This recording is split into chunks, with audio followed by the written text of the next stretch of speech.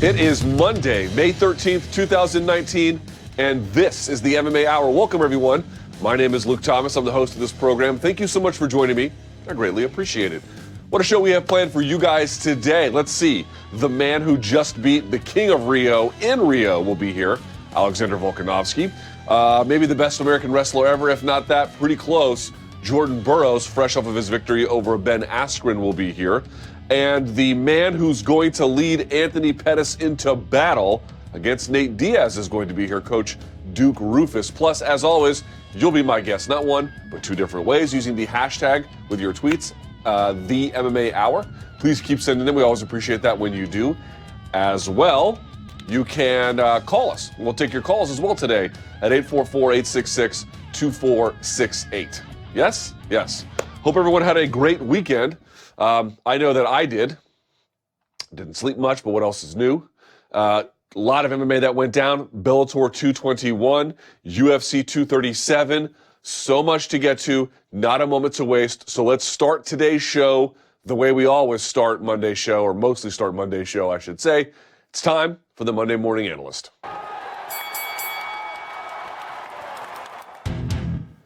All right, let me have a sip of my hipster coffee here.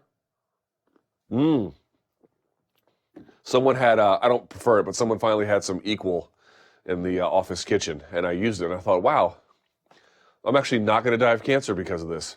And my coffee tastes a little bit sweeter than normal. Gee, what a revelation. All right.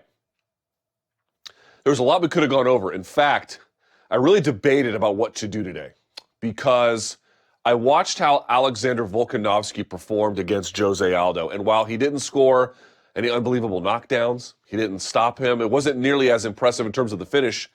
Well, there was no finish in the Aldo fight, but I mean, there was a finish in the Mendez fight. You could have gone through and broken all that down. But really, what he did was absolutely incredible. Delayed timing on some of his strikes, so many different feints and fakes and setups and follow-throughs. He confused Aldo in a way that no one's really ever confused him. Go back and watch the Frankie Edgar fight. Frankie Edgar had 5 rounds to try and do that, and he couldn't. Volkanovski did it in all 3. You know, so just a really, really impressive guy in Alexander Volkanovski. And we will talk to him a little bit later today. But I decided not to do that for today's show. In fact, I decided to cover something that I thought didn't need to be covered. I thought it was just accepted common understanding about how things work in MMA. But it turns out it's not. And that is the idea of slams. Jessica Andrade becomes the new UFC strawweight champion off of a high crotch lift, picks her up, dumps her, and Rose Namajunas goes sort of like head and neck first. She's out, and Andrade is your new champion. She was getting thoroughly outclassed before that, but this is MMA, and crazy things happen, and there you go. I didn't even realize there was a controversy. I didn't think twice about it, and then I saw the response afterwards, and I was really kind of surprised that people were against it. I don't know this to be true. It's just a hunch of mine. But I basically believe that if you came up in MMA during the 90s or the 2000s, there was nothing controversial about her throw. That's not probably true for everybody. That's probably generally true. I think there's a newer generation of fans that I don't agree with their assessment, but they're trying to take risk-taking a little bit more seriously. I think it's misguided, but I understand that it's a good faith approach. Here's what I would like to do today. Donks, countrymen, Romans, lend me your ear. I know a lot of times I get up here and I rant and I rave and I make a point that to me seems obvious, and I might not do it in a way that curries a lot of support. What I want to do today is not that. What I want to do today is speak to 2 different audiences. Number 1, your slam skeptics, people who were really against what happened, both as a means of ending a fight and as allowing that kind of thing to happen to begin with. And also I want to speak to people who are pro-slam. And the reason why is because it's not enough to say, I have no problem with it. You have to know why it's okay. Justify for me the use of slams in MMA. Tell me why it's okay. Don't tell me that it's allowed and then therefore I just accept it. Give me the reason, the underpinning, the ideas that make that acceptable. I intend to do that today. All right? So let's go to the first slide. Here we are. Why slamming out of subs is pure MMA. I'm going to start with my broadest claim, and then I'm going to go through and I think prove it for you. Slamming out of submissions in MMA is not merely fair and acceptable, it is essential to having a coherent rule set. To eliminate slamming out of subs in MMA would be to take away what makes MMA at its core what it actually is. That is what I want you to think about as I progress through these arguments. Now, there could be many more arguments. Standard disclaimer, I don't present this to you to be the best or only or most complete analysis. It's just mine. I always encourage you to hear what others have to say. I know my former colleague, Mark Ramundi, spoke to a lot of regulators to see what they had to say. I think that's important, but I don't think that's the entire story. Much like what hopefully I'm going to present to you, you might find important, but it's also not the end of the story. Getting a wider perspective. But here's the thing. I don't want regulators just being the only ones who participate in this conversation. You and I should as well. And we should know why we allow certain things and don't allow certain things. All right? So let's start with the most obvious one, if we can. I'm going to pull up some additional notes that I have here because I'm very well prepared, as you can see. I always come the most prepared. All right, here it is, drafts. Okay. Number one, there are limits placed on slams already.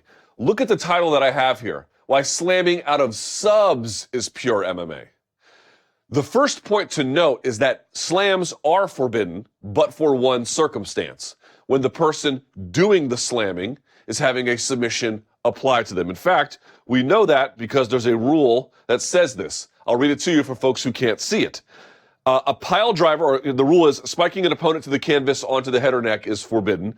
A pile driver is considered to be any throw where you control your opponent's body, placing his feet towards the sky and his head straight down, and then forcibly drive your opponent's head into the canvas and flooring material. It should be noted, when a fighter is placed into a submission hold by their opponent, if that fighter is capable of elevating their opponent, they may bring that opponent down in any fashion they desire because they are not in control of their opponent's body.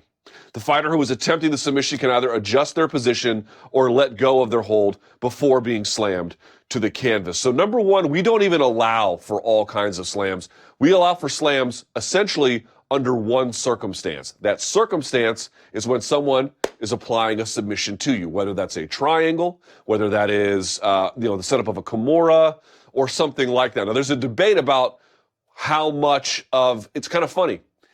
If Rose had never gone for the armbar in the first round off the Kimura grip, would we have called what she was doing a submission? Like, if you just took what happened in the second round, just the throw itself and the slam, where was the submission?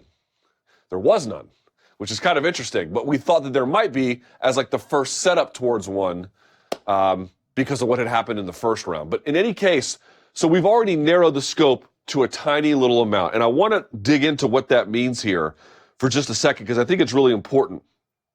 First of all, we already eliminated it by virtue of the rule set, number one. Number two, even if you don't have a slam, people are like, oh, well, it could be super dangerous. It can be. There are health risks associated with it. But even if you don't, there are all kinds of perfectly legal throws, takedowns, and other forms of acceptable up and down motion on a fighter that would not technically be described as a slam that can cause all kinds of damage. I'm not trying to say that that makes it okay. I'm simply pointing out we've regulated out the worst kind, but for one circumstance. We often allow for many other kinds, and I don't hear a lot of belly aching about it. You could say, well, this kind offers the most kind of catastrophic injury, but even that's not necessarily true. Igor Zinoviev had his collarbone broken by Frank Shamrock and ended his whole career off of a slam. Had really very little to do, some to do with head trauma, but that wasn't or even neck trauma. That wasn't the defining aspect of it. So just to be clear, it's also a little bit incoherent. It's going to be hard to define what you can and can't allow. Making a rule that limits the worst kind is more than justifiable, but understand there's a ton of exception here. There's a ton of nuance. Saying, well, this is the worst kind, we should do something about it, sure, but just understand there's going to be holes in that intellectual boat taking on water this entire time. trying to regulate out this problem is a noble exercise, but it's one that's going to be fraught with limitations no matter what. So that's the first thing. The second thing is, remember, one reason why we put limits on them is one by rule set, but there's also a natural limit on slams. There's a tax to be paid. They are, even if it's legal, right, a full slam onto the back, they take a lot of energy. They take a lot of energy, and if you don't actually crash with the opponent and then control them on the ground, it's actually no good, right? So, one, we've regulated out the worst kind. Two, even the kinds we do allow for aren't all that valuable if you can't necessarily follow up and crash with them. I'm trying to get you to think about ways in which this problem can be both expansive and also limited, but also, I guess what I'm trying to argue is, in the second point here, by examining some of the rule sets here. Sorry, I'm lost on my notes. It's not a thing that happens all the time. It's actually quite rare. People don't want to do it because it can be very, very hard on their own body to score something that might have a very iffy effect. It's not something that happens with routine regularity. And I guess sort of the last thing about the first point that I wanted to notice, and I'll get off these notes, it's essentially impossible to too tightly regulate. You're going to see, I'm going to show you a bunch of throws that are perfectly legal and a bunch of slams on the head that are perfectly legal that look almost identical. But you would say, well, wait, the slamming should only happen when there's a submission. Things happen that look very, very similar in the flow of combat, and we have no problem allowing for it. So my point being is, if you wanted to really, truly eliminate all kinds of slams that you would deem dangerous, you'd be taking away key portions of what makes MMA MMA. I don't think anybody wants to do that, right? You'll see that a little bit later. All right. So they're effective without being overly dangerous in low doses. Here's what I mean on this one. I was asking people, like, where are the bodies? It's not to say that a slam on the head in the case of a submission is not dangerous. Of course it is dangerous. It is super dangerous, or at least there are obvious health risks associated. But here's the thing. You can't really name a whole lot of people who have suffered a slam onto the head and neck from when they were attempting a submission who have had real lasting consequences. I'm sure there are some, but people are treating it like it's this imminent danger. Like, if it's not this one that happens, it's the next one that's going to happen. And if people have, okay, so let me just stick there. There's not a ton of evidence to suggest that's necessarily happening or really true. In fact, some doctors have noted even at just any kind of an angle, if there's any kind of flexion in the neck, if it's not straight down, that can cause problems, but not the kind of catastrophic injury that we typically associate with. And I had sort of pointed out, in American football, at the Pee Wee level, high school, college, pro, people are getting paralyzed every year, and it's all well documented. And folks have said, well, that's different. It's different because those collisions happen all the time in American football. Of course there's more injury. But that's the point. The point is, we've already put a ton of limits on them. They're hard to execute. There's a physical tax on it. There are other kind of throws that can get you pretty close that are perfectly legal. And we don't allow it except for the case of a submission. So the entire point is that they might carry some real health risks, but they happen so infrequently that freaking out about it and saying we need to change the rules is not a justifiable or rational position. That's the whole point. Also, consider something else about, like, what we tolerate and what we don't. Think about everything that happened in the UFC in 2018 in one calendar year. Now think about all the damage that happened by virtue of a punch. Imagine we tallied everything up, every concussion, every broken tooth, every broken jaw, orbital bone, cut, laceration, whatever a punch did, CTE even, and think about all the damage that happens in the course of one calendar year. And imagine we made a bar chart to show exactly how much it was. Now we take slams in the case of a submission right next to it. What do you think is going to be higher? And I know what the obvious response is, which is, well, the slam carries a higher probability of catastrophic injury. One, I'm not sure that's true. Two, even if it is true, it's so infrequent that we tolerate this, literally this mass abuse of humanity by virtue of a punch, by virtue of a kick, by virtue of a knee, that it ends up being so much worse in the end than this. In the end, the question is, when you're measuring health outcomes from fighters, and you're trying to work backwards and figure out where all the abuse came from, how much comes from this in a calendar year, year over year? Virtually none. Virtually none. Crying about it after one case, I don't know where I see the cause for alarm. If you're really concerned about damage to fighters, what are the biggest contributors? Each punch is potentially low risk, but in total, look at the abuse it does. And in the end, you just kind of have to accept this is what fighting is about. This is what fighting is about. Fighting is about the destruction of the human corporeal body. That is what you are set out to do. Now, you might say, well, why don't we allow eye gouging and we don't pulling of the ears or fish hooking? Part of it is to sell palatability to the public. Part of it is gouging out the eyes would be so catastrophic and so easy. There would be no going back, right? You can imagine someone taking the back and then just digging out the eye. This would be so abusive, so easy, so readily doable. You would end everyone's career and shorten it very quickly. None of that happens with this. None of that happens with this inside MMA. Doesn't mean there's not a health risk, just means we have to properly assess the risk based on its incident rate inside the sport. And then we have to have a frank discussion about what kinds of punishments we allow vis-a-vis other forms of attack that in totality are much worse. In fact, we covet the more worse kind in the end. Lastly, and this might be the most important consideration here, it's the intellectual underpinning of these two. Here I'm trying to show you there's already natural limits. Hard to do, and it's outlawed in most cases. In this case, because of that, it's so low, doesn't turn out to be the health risk that alarmist says it is, but this is the most important one. And we're going to look at some tape here. They are essentially, the slams out of subs, they are essential to maintaining a coherent rule set and fair competition.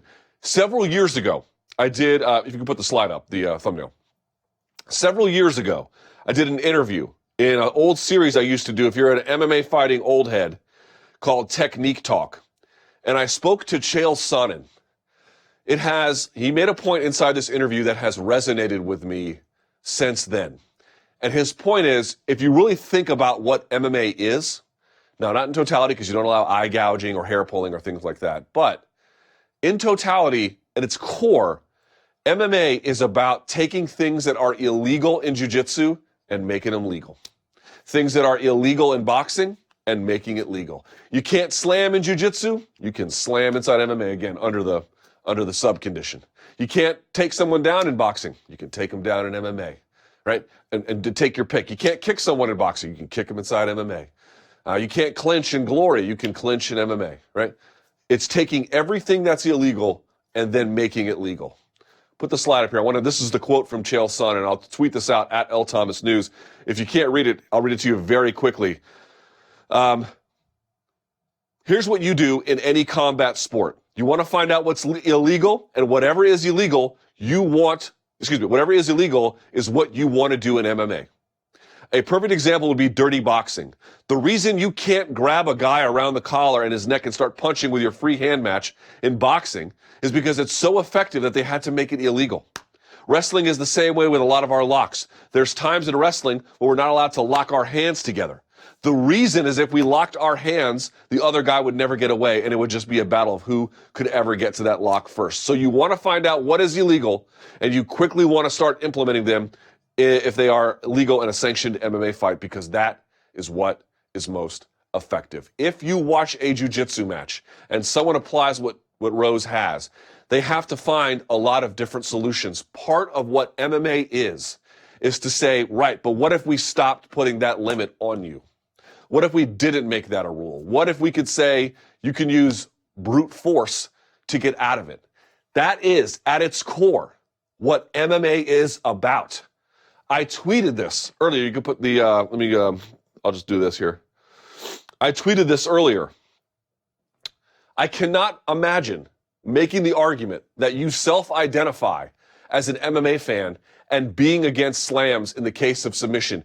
Doing what she did to get out of this is at its core what the entire exercise is about.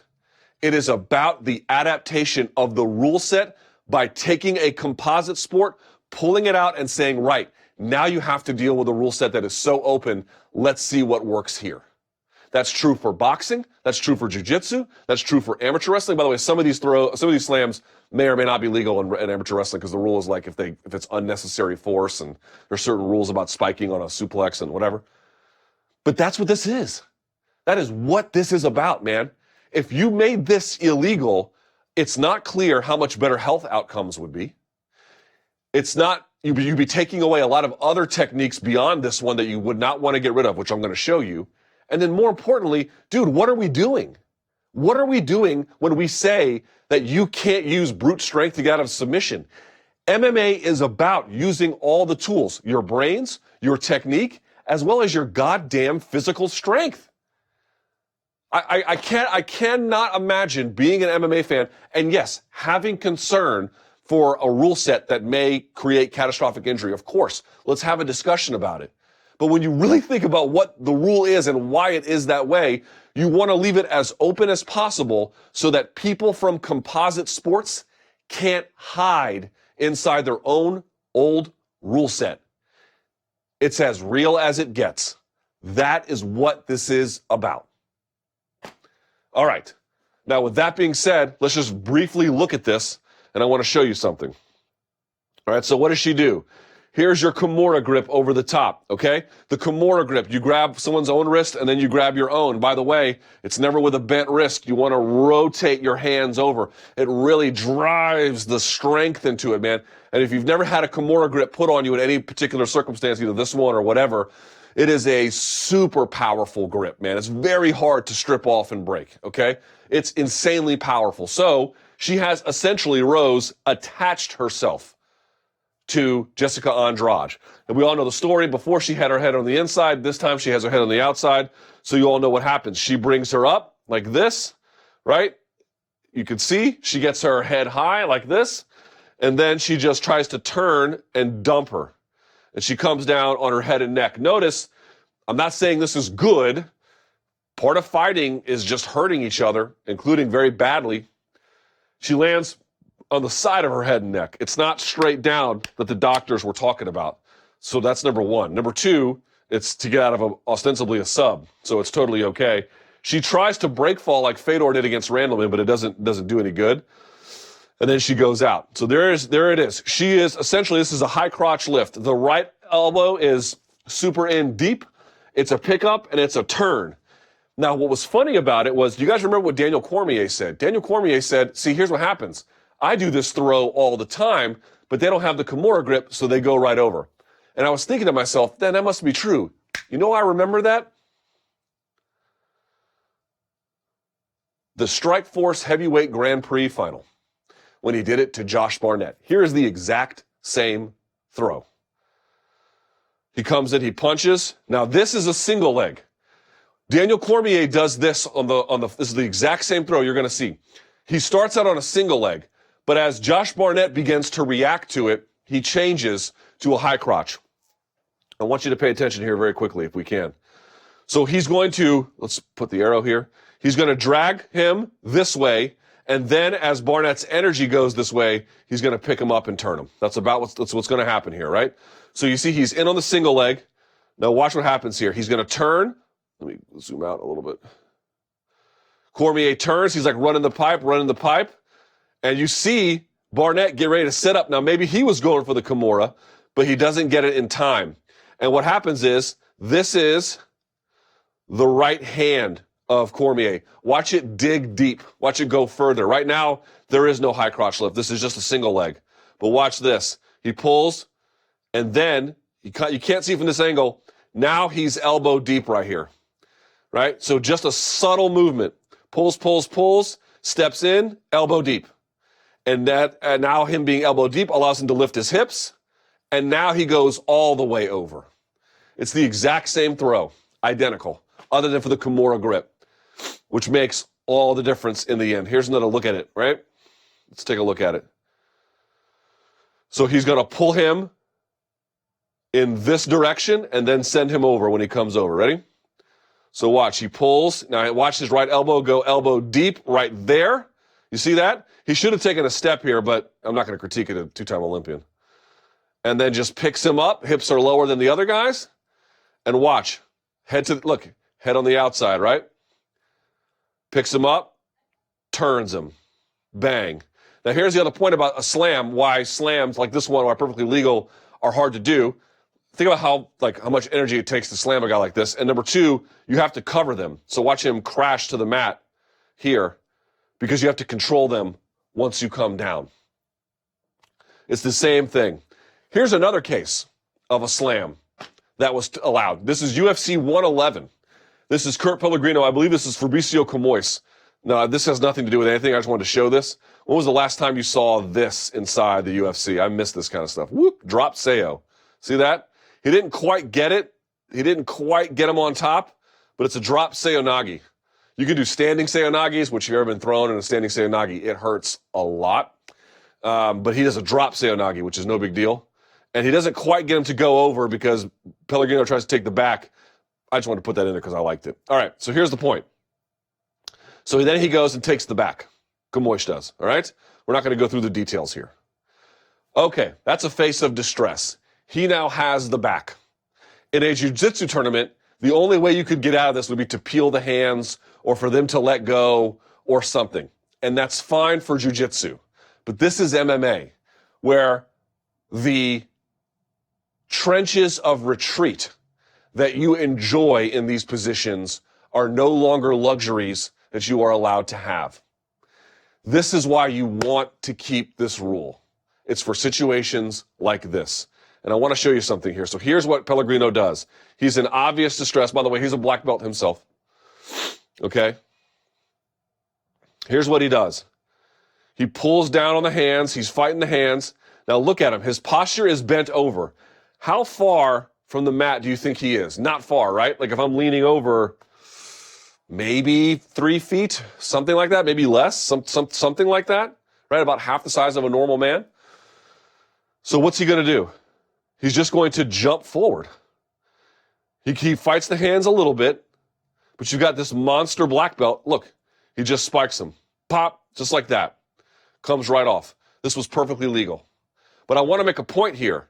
Rose Namajunas got lifted in the air and dropped, okay? And kind of landed side of the head, neck. He lands almost directly on his head. We can't quite see, but pretty close. But he wasn't that high up. So which one is worse? And why would you want to regulate that out? Because look what happens in the end. Spaces gets created, and Kurt Pellegrino gets back on top. It is effective. That is exactly why you want to allow this. Because somebody who thinks that they have the comfort of a position inside normal jiu-jitsu circumstances now has it taken away. That is exactly what this rule is here to protect. The dynamic action that or the dynamic opportunities that both competitors need in order to advance their agenda, essentially, inside this contest. You remove that, you give way too much favorability to somebody who can coast inside the safety of the rule set of the composite sport from which they come from. That is not what MMA is about, and not what MMA should ever be about. Also, it's just kind of interesting. It's like, what's worse, to go this high or just to get spiked in short order? In any case, Pellegrino ended up taking his back and then winning the contest. Here's another one about the incoherency of the rule. Like,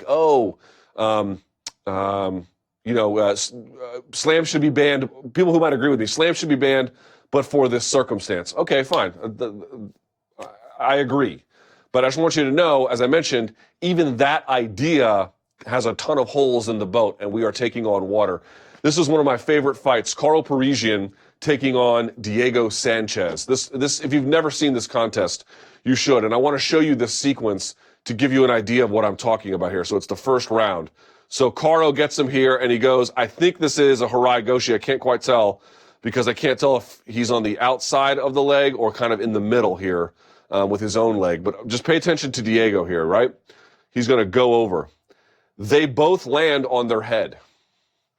This is a perfectly legal technique because by the spiking rules, it was to lift somebody up and then feet to the sky and then spiking the head straight down. Well, this is more a circular motion. But nevertheless, you're crashing on top of your head. This is perfectly legal. This is why trying to ban some of this stuff, yes, you should make an effort to do and eliminate the worst of the things that could happen, the malfeasance, the bad sportsmanlike conduct, the stuff that just is truly evil with no sporting purpose. But you're going to get perfectly close, very close, with other kinds of absolutely legal, justifiable technique. And you should know that right away. It continues. By the way, here's another point. Remember the one about Cormier and Barnett, where if you slam somebody, you have to get on top of them?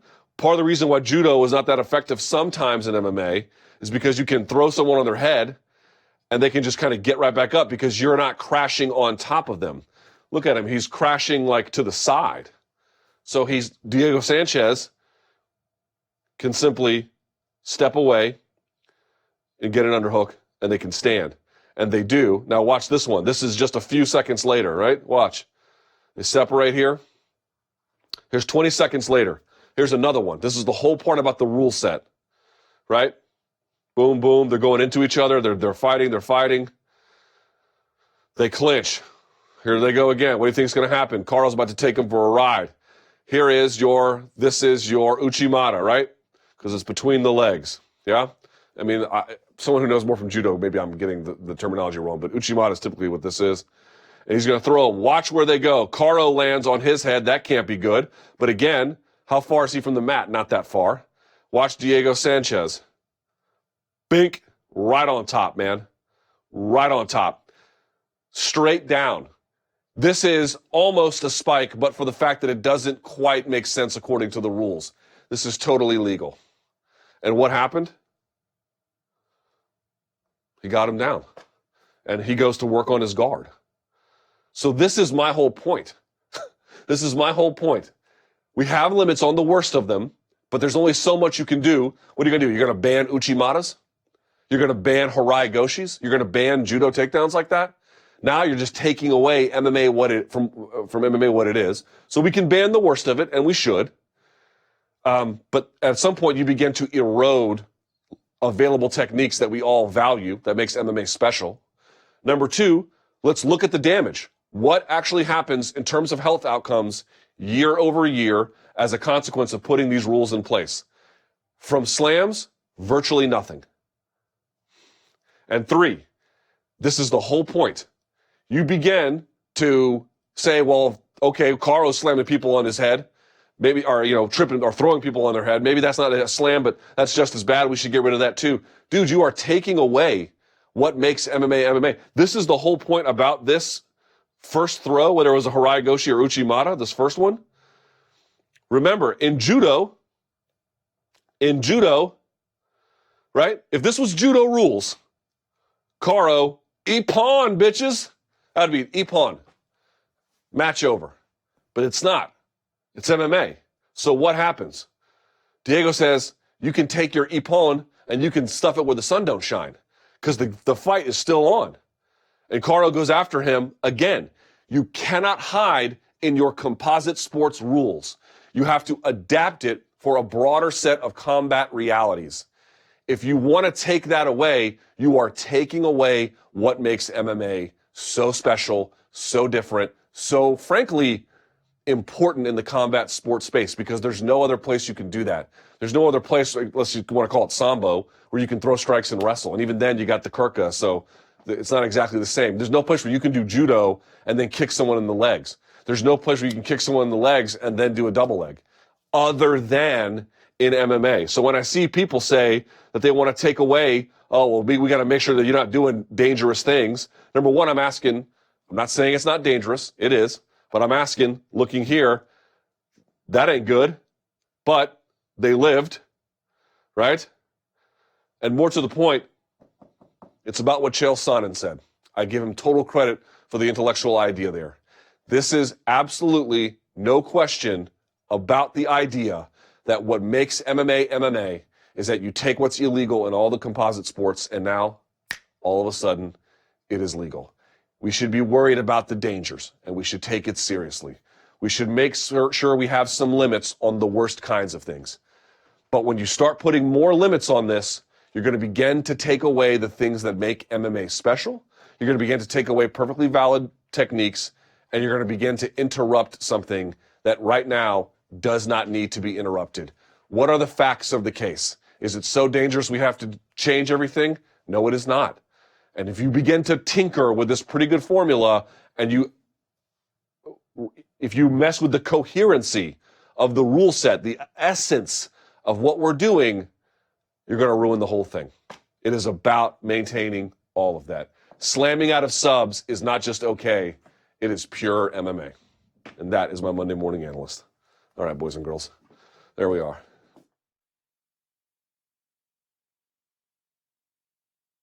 Hold on. I forgot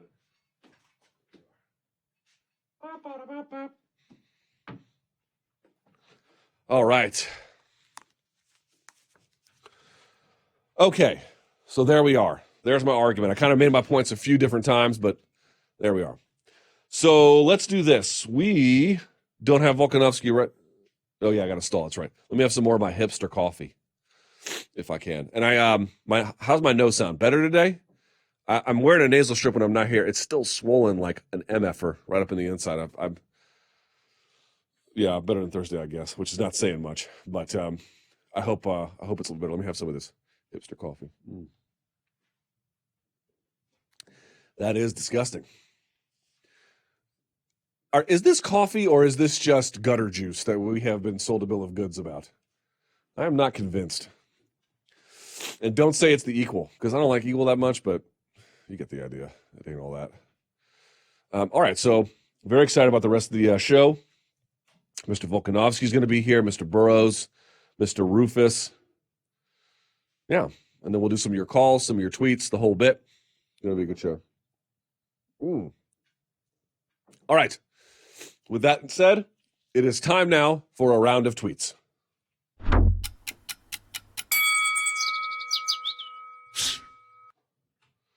All right. What's Danny doing there? Hi, Danny. Oh, we'll see Danny later. Don't worry about that. It is time for the tweets. So let's see. When the clock and then the Twitter thing start, there's the clock, right? God damn it, I always get that wrong. Right here. And there's the first tweet. All right, here we go. Whenever you want to run it. Bump, bada, bump, bump. There we go. I pick up a check from the artificial sweetener companies every Monday. I don't, but don't think I wouldn't accept one. I would accept one in a heartbeat because I am not a sweetener anti-vaxxer. I actually look at what the science has to say. You're fine, everybody. You're fine. All right, next. Okay. How much potential star power does Jessica Andrade have compared to Rose Namajunas? Congrats on becoming a father. Well, thank you very much for the latter part. Here's what I would say about the first one.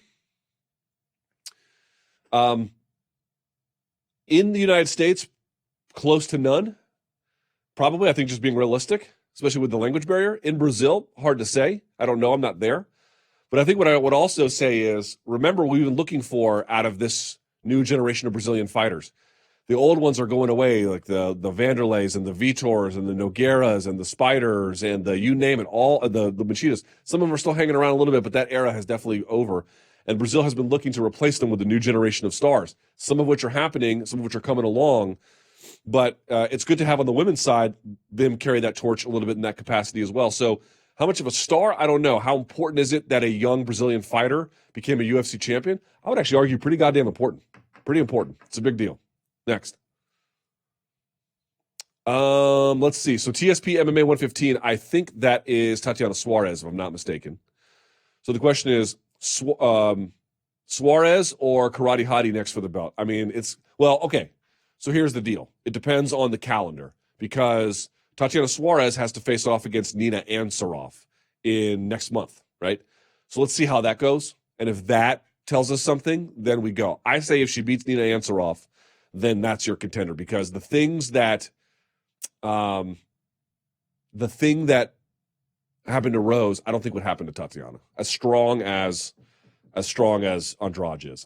I just don't see it as the same. All right, next.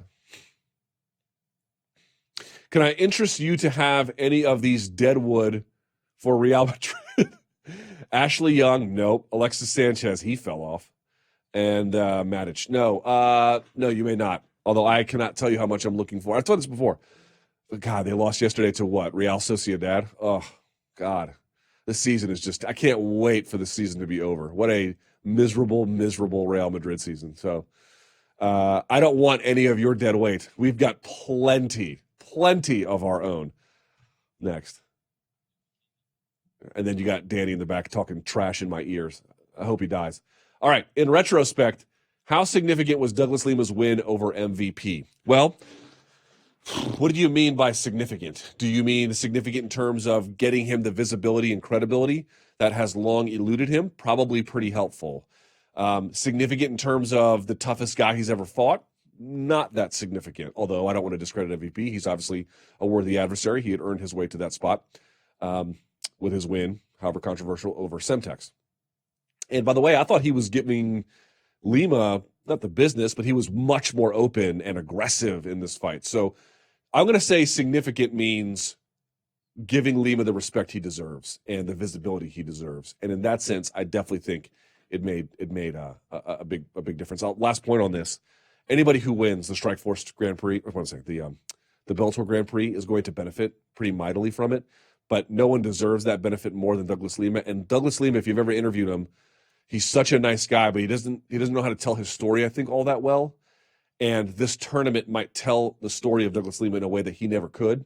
And so he can uniquely benefit in ways that other fighters might not be able to. Next. What do you think of Nate Diaz back to the octagon? Cannot wait. I know Danny and I are probably going to talk about this in the sound off. I love this fight with Anthony Pettis. I love it so much. And by the way, I love the fight with Tony Ferguson so much more with Cowboy than Cowboy versus Conor, but I'm sure we'll talk about that a little bit later. Next. Featherweight with the highest ceiling, Volkanovski or Magomed Sharipov? You know, about a year ago, I would have said Magomed Sharipov, but now I might say Volkanovski. I thought the performance he turned in against Aldo was nothing short of magnificent. I really thought it was special. Very, very special. One more, if we have time. I think we do, yeah. Did you end up getting the snoo for your daughter? If so, what are your first thoughts on it? Do you guys ever know what the snoo is? The snoo is this crib that, first of all, it retails at $1,200. So while I did get it, I didn't buy it. You can rent them. So I was like, I'm not dropping $1,200 on this thing. So we decided to rent it. And in renting it, what we have found is that so far it doesn't work. Now, I'm not ready to give up on it yet, because it turns out it might be better for infants that are and newborns that are like a month or two, versus my daughter is 2 weeks and 2 days, right? As of today. God, it's still weird to say. Anyway, so we put her in the snoo and she howled. And the snoo will even tell you if it doesn't work in the first 60 seconds, it's a wrap, and it doesn't work. There have been other automatic rocking things that we've got her that she likes, but the snoo, nah, bro, that has been an epic disaster. So I'm going to give it 1 or 2 more months. If it doesn't work, I'm just going to return it, and I'd be out $200-300 at that point, but that's better than 12. Although I guess if I would have gotten a full refund, but I'm not sure how long it lasts. I don't know. All I'm saying is, so far, the snoo has been the nubs. Not that great. All right, I believe they're trying to locate Mr. Volkanovski. We'll see how that goes. It's always perilous, boys and girls. You never really know who's going to be on the show. You can plan, you can book, but in the end, it's like Doug Stanhope said. It's like when I do a set, it's like going to battle. You're not all going to be here at the end. Right? Not everyone makes it to the end of the show. So that's what we have in store. All right. Hope you guys enjoyed the fights over the weekend, man. It was hard to watch. I used to think I love the double dose on the weekends, but I don't. I've decided I think I like the Friday show and then the Saturday show. I don't like the double Saturday show because not only did we have Bellator and UFC, I had them on my 2 monitors, but then Jarrett Hurd, the boxer out of D.C., who lost, amazing, he was competing at the Eagle Bank Arena, and that was on PBC. So I had 3 of them up, and it was, it's just, it's hard to follow everything when that happens. It's not a really doable thing. So it sounds so fun in theory to have that, it sounds so fun to be like, oh man, we're going to have all these fights going on at the same time and I get to overdose and it'll be great. And then you get there and you're like, I can barely pay attention to either of those. Although I guess it kind of worked out with the short knockouts, with the way Chandler got stopped and then the way Lima stopped MVP. I don't think that the interruption was too bad, if memory serves. But you can see how it could have gone, right? You could see how it would have been. It would have been a nightmare. Imagine both had like relatively moderate-paced, even slow-paced action, or both being high-paced and just being hard to follow. It wouldn't work. So I'm not blaming the promoters. It's how the cookie crumbles. It just, I think I've finally come down on the idea that like, it's probably a bit too much. Give me PFL on Thursday. Give me either UFC or Bellator on Friday, and then UFC or Bellator on Saturday, and then it's a wrap. Call it a wrap on that one. Although I have to say, most exciting thing that happened in sports over the weekend, I know it's the MMA show, but did y'all see Kawhi Leonard hit that game winner in Toronto? Oh man, boy, he had the old Canadians saying A after that one. What a win! What a phenomenal performance! I was like, that was the most incredible thing I'd seen. Game 7, right? Was it 4 seconds left? Drives inside the 3-point space down to the, not the baseline, but to the almost to the out of bounds marker, past the backboard, fires it, tips in, time expires. Game. I mean, it's just like thrilling, absolutely thrilling. And then it wasn't until Sunday I realized that there was all this like consternation about the slam, and I didn't get it, and I still don't get it. Because when you really begin to consider the value of the slam and what purpose it serves and why we allow it, the intellectual case for getting rid of it kind of collapses, to be candid with you. All right. Jesus. 1,000 things. All right, Mr. What's the word on Volkanovski? Okay. All right, we can do this. How about this? If Burroughs can't come on earlier, because we've been moving him around, which I feel bad about, we can just do early calls, and then we can do another set of calls at the end. But I don't want to just come up here and kill airtime and waste the audience's time.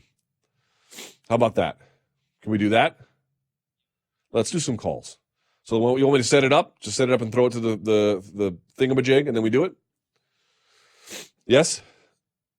All right, let's do it now. Let's do a first edition of the Sound Off.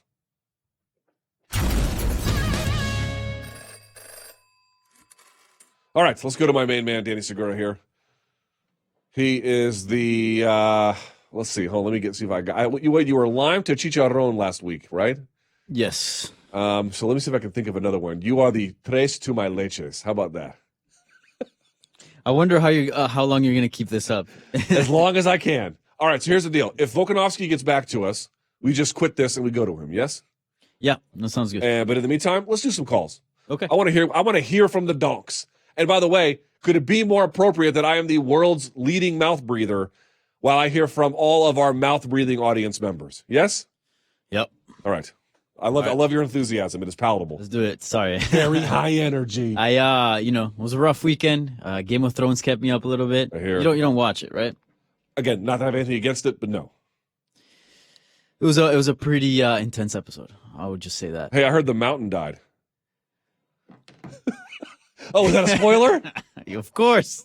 Well, the mountain died. All right, prepare for some Twitter hate going your way. That would be new, I'm sure.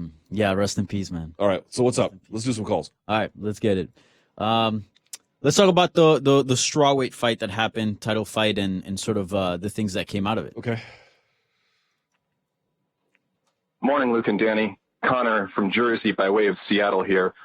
Wanted to say I deeply appreciate the show, your content, and the tenor of discourse. Keep at it. I'll be watching. My question is, with the Andrade title win, does Joanna now have an open door for another title shot? If not, what path leads her back to 115 gold? Thanks. Yeah, I don't see that as likely right now. There are other women who are way, way more deserving than Joanna Jędrzejczyk. Yeah.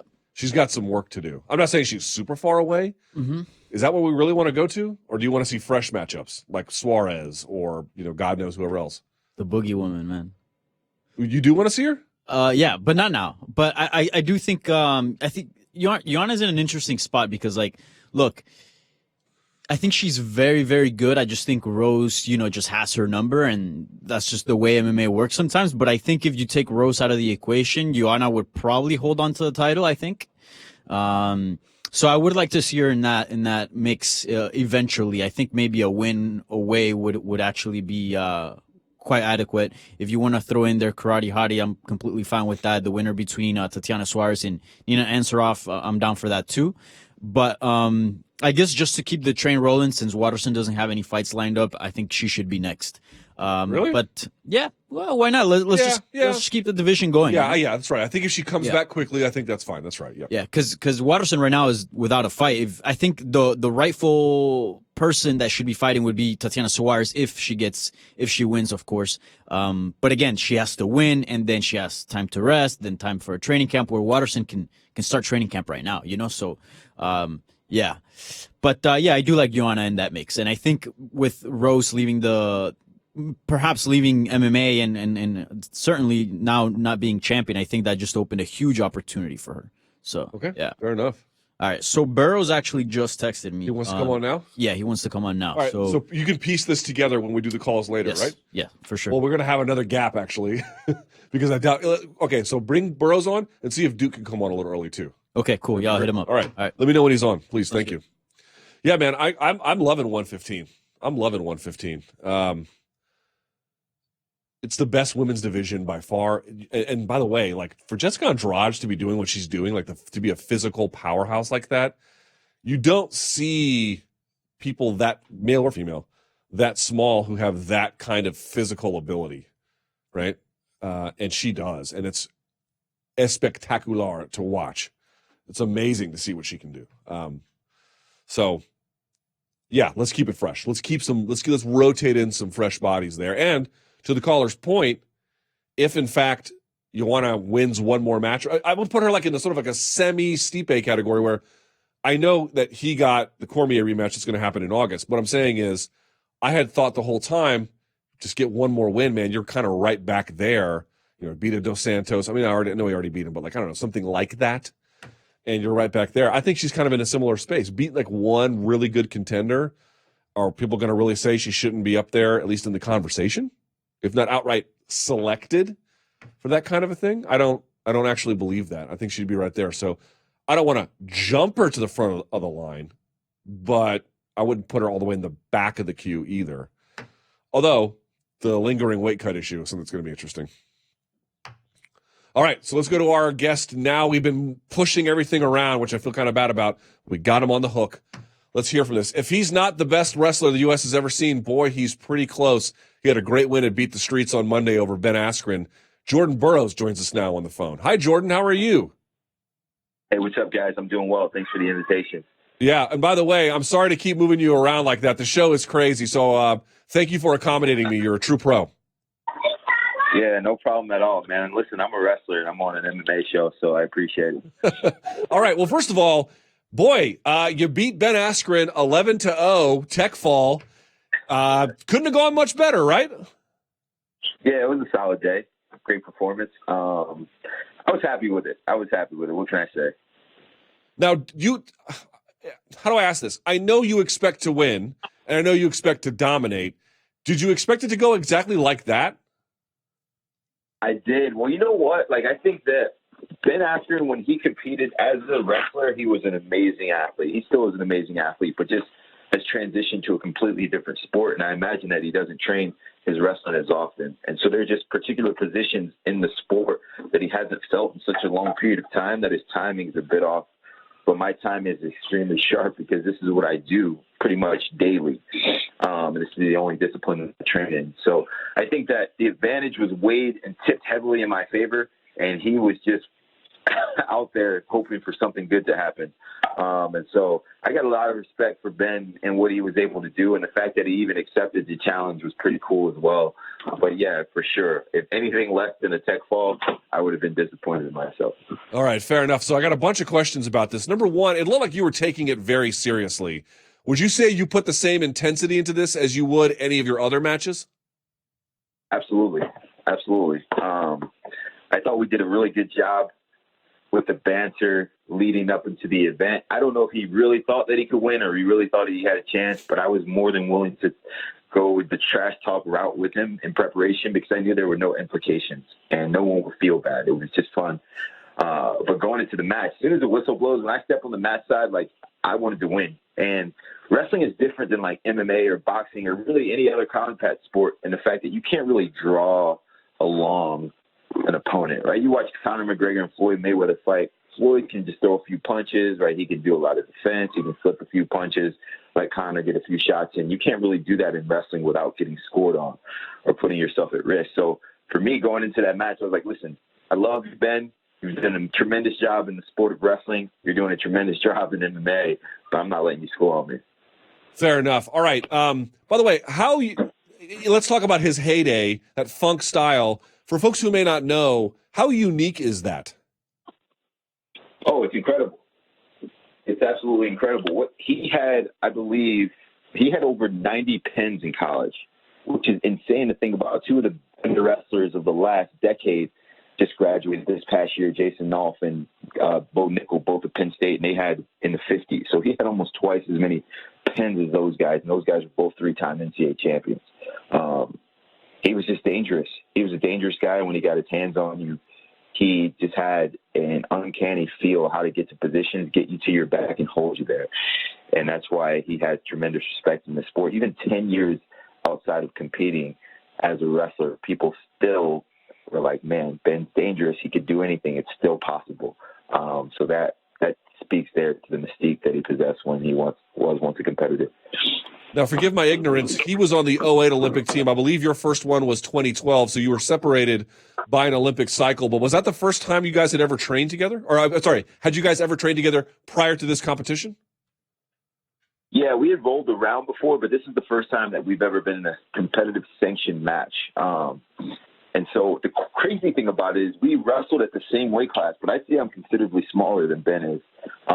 We had a catch weight at 175 for this event, and the morning of, I woke up at 171, and he came into weigh-ins with a sauna suit on. He had just got off of the treadmill or the bike, and so it was just interesting to see that the significant size difference between the two of us, yet we competed at the same weight class as competitors. So, but it was good. It was good. I think Ben did a really good job, and although it was the first time that we wrestled each other, I was familiar with him just from watching so much video of him from all the years that I had been a fan of his. All right. Now, there was moments there where you were taking him down and he was smiling, and I think he was talking to you during the match. What did he say? Well, the first thing he said when we first came out and shook hands, he was like, wow, can you believe we sold out the Hulu Theater on a Monday night? Okay, and I was cool. like, wow, this is pretty dope, right? It was like kind of that moment where you stop and you reflect. And then two, once I double-legged him for the second time, 9-0, he was like, I thought you said you were going to give me a chance. And so I think that he was like, yo, listen, let's entertain the crowd. Don't just crush me. Like, let's put on a show for these people. Let's let them get their money's worth. And I'm like, I'm not that type of guy. So no mercy from you. You were not out there to give a show. You were out there to dominate. The show isn't the point scoring for me. 11-0 is the show, not the, throw a guy a bone. So in the end, I think I saw today that Beat the Streets raised $1 million and some change.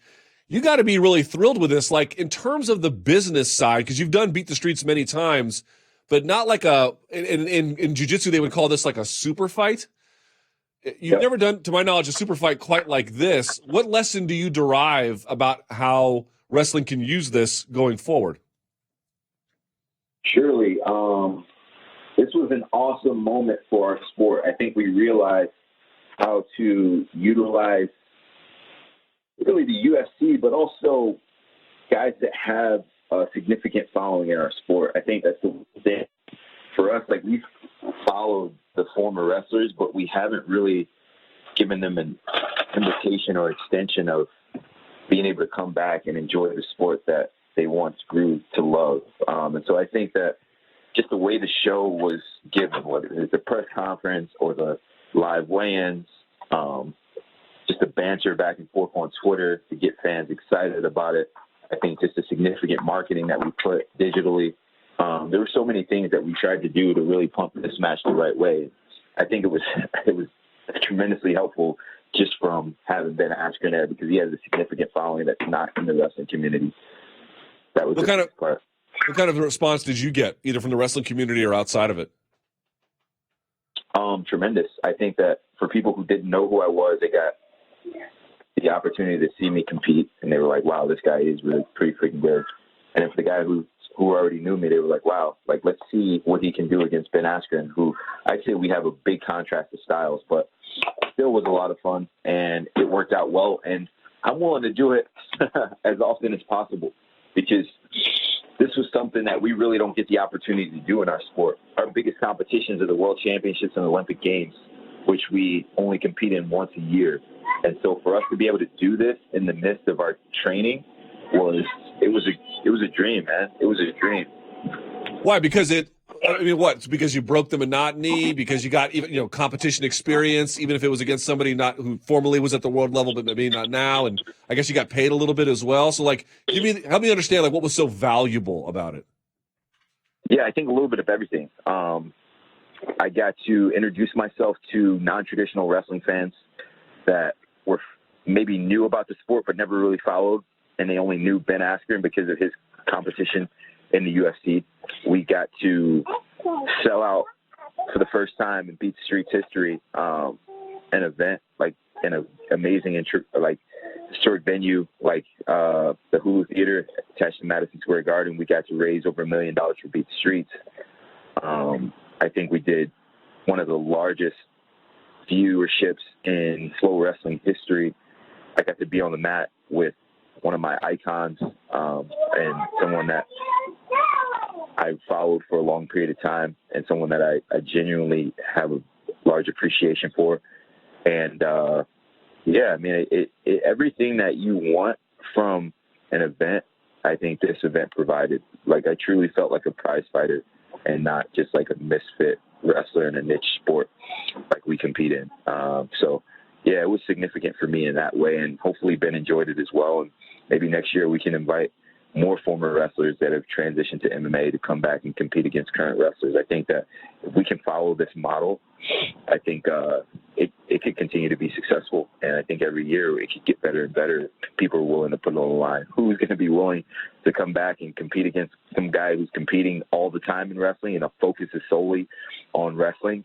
I don't know, right? But I think a guy like Henry Cejudo versus Nick Suriano, right? Or a guy like Daniel Cormier against Kyle Snyder, or me against Kamaru Usman, Jaden Cox versus John Jones. Like all these fights, I don't know if these guys would even be willing to do it, but it does present some pretty darn intriguing matchups.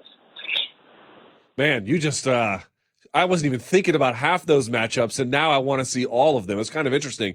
Here's the one minor reservation that I have, Jordan. I wonder what you make of it. If you watch how Ben talked to you in the lead up to this match and how Ben talks to his UFC opponents, it's a world of difference. Sure, he was trash talking a little bit, but he goes after his UFC opponents. I guess my only point is he knew how to handle this situation the right way. I would be upset if wrestling adopted some of the really raw trash talk that happens inside MMA. Does that make sense? I don't think we ever will. It's just not who we are. It's not within our character and in the ideals that we've created for this sport.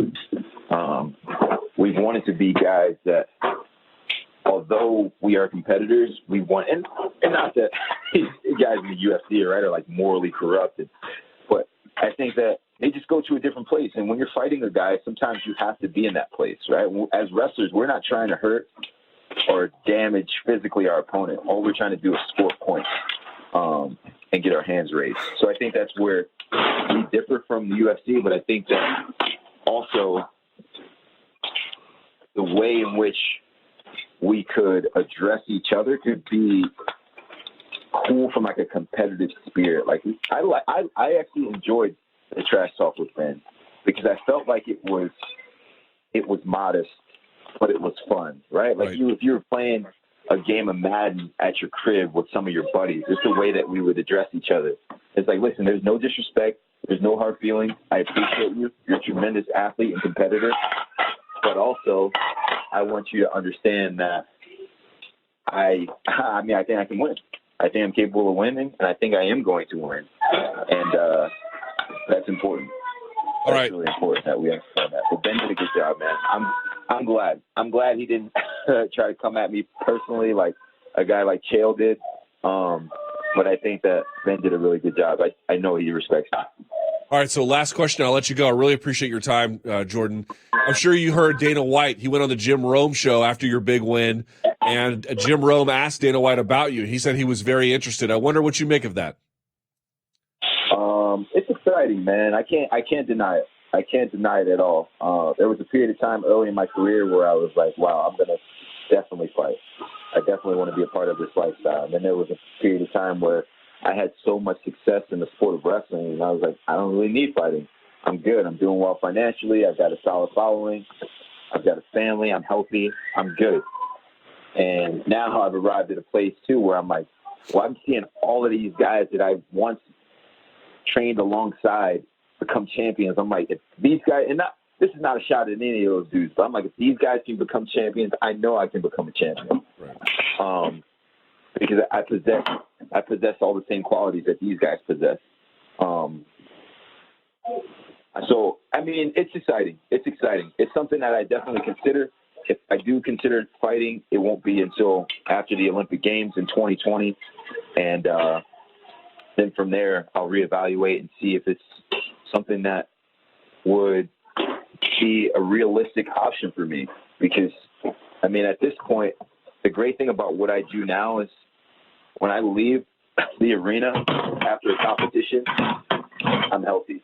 I go back to my house or I go to a restaurant with my buddies and have some dinner. I don't have to go to the hospital. You know what I mean? So it's just a significantly different lifestyle that we have. But no one steps into the octagon expecting to get beat up and take a lot of punishment. So, I mean, it's something that I have to evaluate with my wife and my coaching staff here. But, I mean, for the right price, I'd be willing to consider it for sure. Well, I tell you what, go get some hardware for yourself and America in 2020, and we'll keep the light on for you here on the MMA side of things. Congrats on everything you got, and Ben as well, from Monday. We really appreciate your time today. Yeah, absolutely. Thank you guys for the invitation, and be well. All right, there he goes. One of the best double leg that Justin Gaethje's ever seen. All right, we go to our next guest. We have shuffled some things around, but he's here. He just beat the king of Rio in Rio. I'm not sure where he joins us from now, but he is on the Skype machine. It is the one and only Alexander Volkanovski. Look at that handsome devil. How you doing, Alexander? Oh, mate, I'm really good. How are you? Are you still in Rio? Where are you? Yeah, I'm in Rio, so I'm just in the lobby now because I was having a bad connection. I think you were trying to reach me before, but I went downstairs now, so now it's working well. All right, well, I appreciate you making the change there for us. I always ask this after fighters have, I wouldn't say that was a super physically tough fight. You didn't take a ton of damage. Nevertheless, how are you feeling? How are you doing? Yeah, I'm good. Yeah, just my ankles, my feet and ankles, probably from me kicking his legs and elbows and stuff like that.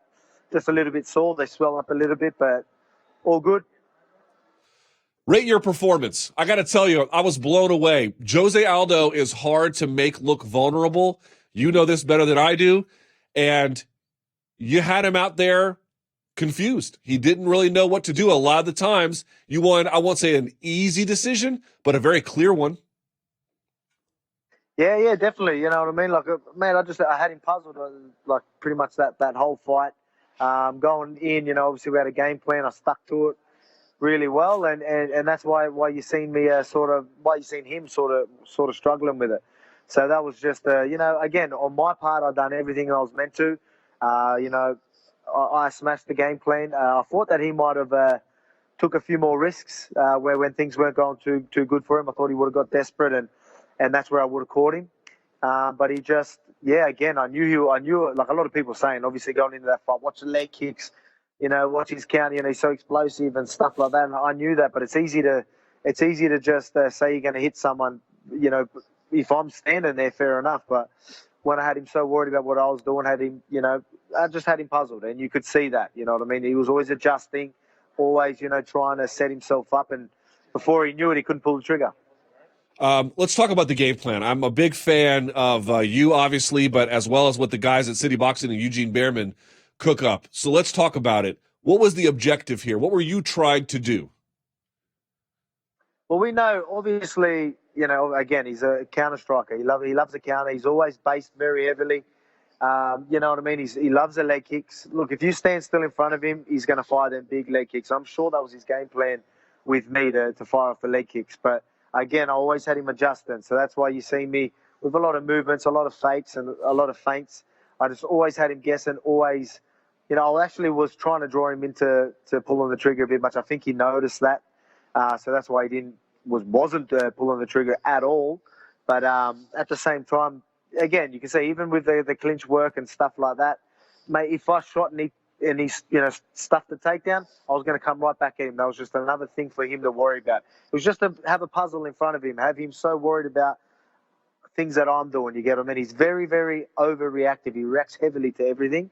And that's why you've seen every time I've done something, he was ready to head slipping, ready to pull the trigger. And you know what I mean? Old shift, he would always adjust, always adjusting, always very, very, very based. He's always had a very good base.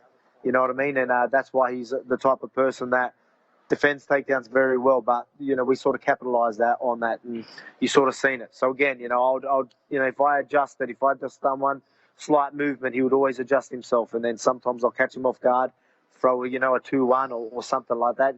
Obviously, it goes even deeper than that, but that sort of, it was just keep him guessing, keep him worried about what I'm doing, and then have my way. I probably could have done a little bit more as well, but at the same time, it's Aldo. He's a dangerous man. I knew he was looking for that one shot, and I knew I was winning. So I just executed the game plan, and it went well. Give me some of the specifics if you can, just a couple of things, not the whole thing. There was one thing I noticed when I was watching you. You would have like these entries, and there would be just a slight delay on the timing of a strike, and it had him. Sometimes he would read it, but sometimes it would land perfectly. Can you talk to me about the change in timing as you struck him? Yeah, well, again, they can't give away too much, but it's just all different looks. You know what I mean? It's all different. You know what I mean? It's just again, if I'm just throwing a fake and firing straight away, he's gonna eventually catch on to that. So if I throw a fake and then fire, which a lot of people do, obviously, he's going to eventually. He's very good at adjusting and countering, and that's why he lands a lot of these knees. And you know what I mean. He knows when to fire. Like if you keep doing something, like if you throw a jab and follow up with something, you do that 2 or 3 times, he's going to capitalize on it. So just changing the timing with things, and obviously momentum changes, and just what I mean. There's so many different things getting thrown at him, and that's what kept him puzzled. So again, if I kept it simple and only just threw a fake jab here and there, and then followed here and there, it wouldn't have been enough. Right. So I just, what I mean. So that's all I can probably give you on that one. All right. I got to ask. I know he said something to you after the fight. Can you tell us what he said? Well, I was just saying to him, obviously it was an honor to fight him. Much respect. So I just said that to him, like, it was such a great honor. And he was like, "Oh no, honor to fight you." So. Just he's obviously always been a humble, really respectful guy, and that's all. He was saying it back to me. He was saying it was an honor to be in the cage with me, but yeah, just being polite. Should you get a fight with Max Holloway in Australia? Well, I should get a fight with Max Holloway, definitely, 100%. I deserve that title fight.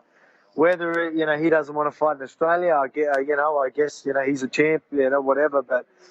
He's game. He knows the Australian fans still love him as well, and everyone knows that's going to be a cracker of a fight. So, I don't think it'll be as hostile crowd or something that he would have to worry like it is in Rio. So I think that'd be a bit more crazy than it would be in Australia. So I reckon he'll do it, and we just need to make it happen. So it'll be a cracker of a fight, and I'm sure the world wants to see it. All right, let's talk about Max Holloway. It seems to me after that win, Alexander, there can be no doubt you're the number one contender. You said you feel good. Now, he came off that war against Dustin Poirier, plus he'd have to go back to 145. So I don't know how imminent it would be, but let's put this to bed. You're the number one contender, and that's just a fact at this point, right? 100%. All right. How soon do you think that fight should be made? Mate, again, like you said, man, I've got a couple little bruises on my feet and ankles, but they'll heal up real quick.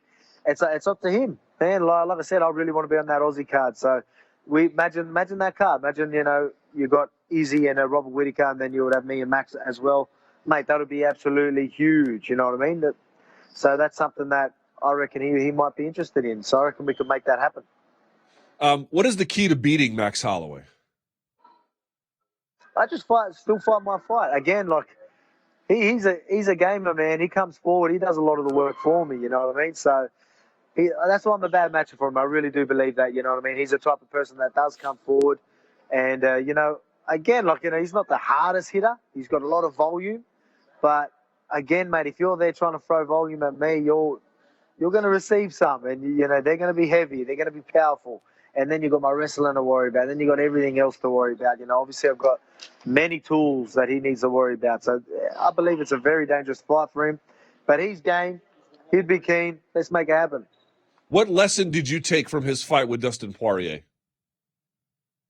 I always knew that he could be beat. I've always knew I was a bad matchup for him. It was probably better for everyone else to realise that he's not invincible. Obviously, everyone was saying everyone thought he was just unstoppable, which I don't blame him. Like, obviously, he's looked really good. Much respect to him. But at the same time, you know what I mean? I knew he wasn't invincible. That just showed. And let's be realistic. I got cardios for days, and I will not gas, and I will be powerful the whole time. So I'm a very, very bad matchup for him, I believe. And let's make it happen, and I can show the world. So let me play devil's advocate, and I am playing devil's advocate because I think you're right. It would be a hell of a fight. But let's say if someone wanted to say, okay, but he fought Aldo twice and stopped him both times in the third round. You didn't knock him down. So therefore Max is better. What would you say to that argument? Mate, I guarantee you people will say that, but I mean they don't know the game, and obviously, I'm a calculated fighter. I'm going to be the type of person that I'm gonna do what needs to be done to win. You know what I mean? Like, so at the same time, I'm not going to take stupid risks and give someone like Aldo. Obviously, he's a dangerous guy. He can knock anyone out at any given time. Why take silly risks when I don't need to? I was doing enough. I was working enough. He just didn't pull the trigger. But if he did a little bit more, I reckon I would have capitalized. But he didn't. But maybe he was waiting for me to throw more careless shots and stuff like that. But again, I'm a smart fighter. I've got a good fighter IQ, and again, I'm very, very well-rounded, and I'm only getting better. So the longer that Max waits, the worse it'll be for him because I'm getting better and better every day. All right, I know you got to go, so last question for you. Is there any way for you to describe for people who aren't there? I live across the world. I live in the United States. I'm not in New Zealand, and I'm not in Australia. How much has training with City Boxing and making that move, what has that done for you? Give me a sense of the change that means. Well, I fight out of Freestyle Fighting Gym in Australia, so that's where I base out of. But obviously, I'm a part of City Kickboxing as well. Like, both our teams get along really well, and obviously they're a part of my team. So I had Brad and Eugene in my corner, and I do a lot of my camp there. So, mate, it's unreal. Obviously, you've got very, very high level training partners, but mate, they're ahead of the game. They really are. You know what I mean? When it comes to striking and stuff like the way they look into it, it goes a lot deeper than what people think. Yeah. And and we're really capitalizing on that knowledge, and you're seeing success. You know what? I'm going to fly to New Zealand, and I'm going to get those secrets out of you one day. Maybe not today, Alexander, but someday. Hey, you know what? Thank you so much for your time. Congratulations. A hell of a win. I look forward to your fight with Max Holloway. Thank you so much. No worries, man. Thanks for having me. There he goes. Alexander Volkanovski, one of the best. Great win by him on, let's see, Saturday. I can barely keep track of the days anymore. All right, so do we have Mr. Roufus lined up? Where are we on that? All right, let's go back to the Skype machine. I'm not sure why I'm adjusting all my stuff because we have one of the best coaches in the game, and he is going to lead one of his star pupils into battle in August when that star pupil takes on, that being Anthony Pettis, takes on Nate Diaz. Duke Roufus is here. Hi, Duke. How are you? I'm great. How are you doing today? I am delighted to talk to you, Duke. I always am. Boy, you guys in Milwaukee, the heat is about to come for the summer, which I know you guys are excited about. And speaking of the heat, you guys have a fight with Nate Diaz coming around after the big win over Wonderboy Thompson. This is a great time in the career of Anthony Pettis, isn't it? Yeah, it's an amazing time. I'm very proud of him. He had a tough streak, and he turned it around, and he's a better man the second time around doing this. I got to tell you, the neat thing about this fight is we've kept it real hush hush. I think it's been in the works about 2.5, 3 weeks. And the neat thing about it was Nate Diaz's people talked to our people to put this thing together. So that's when we knew that it was going to be a real fight. That when they came reaching out to us, there's been bad blood between the two guys for years, so it's going to be a barn burner. Now, okay, so let's back up here a step. So this fight kind of got made independent of the typical UFC matchmaker method? Yes, some of the higher level managers we've been communicating back and forth. Even when there was word of Anthony fighting Connor, our people were in touch with Audie and Connor's people, and they were on board with it. It's just Connor really wants to fight Khabib. I think a lot of the managers are being proactive, professional. We're all in this together. At the end of the day, we're going to fight. But the first thing we got to do is work together as business people. We're in the prize fighting business, and we got to make fights with prizes. Okay. Tell me why you like this fight for Anthony. Sell it to me. Well, first of all, we like Wonder Boy. If he could knock out a guy like Wonder Boy, Anthony doesn't like Nate. Nate doesn't like him. I get along fine with Nate. I'm not his bestie, but at the same time, I don't fight the man. I respect the Diaz brothers, and I respect their stance. That being said, their stance is easy to fight when I say their mentality. They're not going to like you. People that try and intimidate and get in Anthony's face, bring him up for the challenge. When Donald Cerrone fought, Donald had a little trash talk before the fight. Michael Chiesa recently. So people like that actually motivate Anthony to, it's kind of like the scene in Scarface. Oh, for a green card, I'll kill him. But oh, he's a communist, I'm going to carve him up real nice.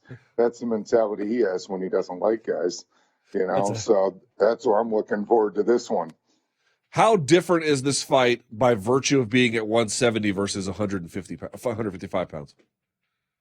Well, I think it's great for both guys. I mean, I'm being a little goofy with my metaphors, et cetera, but, Nate Diaz is a beast. And he's going to be a beast at 170, but I found Anthony's really strong.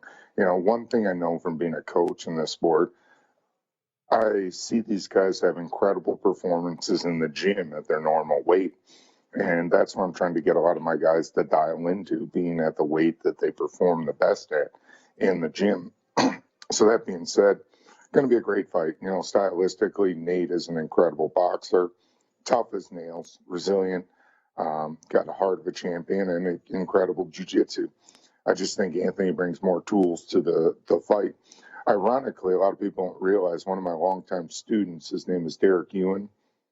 He was the coach of Josh Thompson, who helped manufacture that win over Nate Diaz. So that goes back to old school Roufus game plan. So what was the key for Josh Thompson to beat Nate Diaz? The up-down game, getting him worrying about the low kicks, going high, going to the body, etc. Thing is, kicking defense is one of those things you just don't pick up in a training camp. And that's what we just saw this weekend, 2 fights that were strongly affected by the low kick. Anderson Silva, and then as well, another fight was, Michael Venom Page got off balance with a low kick and then knocked out by Lima. That's why I was so confident coming into the Wonder Boy fight. You don't always see the effects right away of the low kick, but they throw incredible fighters. Timing's off. People who have the ability to kick all targets are very hard to beat. And that's something that Anthony has embraced recently, especially when we don't fight wrestlers. It's a lot easier to kick more. It becomes truly a kickboxing fight. We got a Glory or Rotterdam Nern Stadium fight ahead of us. So what is the biggest challenge when you're fighting Nate Diaz? What do you have to really take seriously? He's great, man. But we didn't get in this to beat bumps.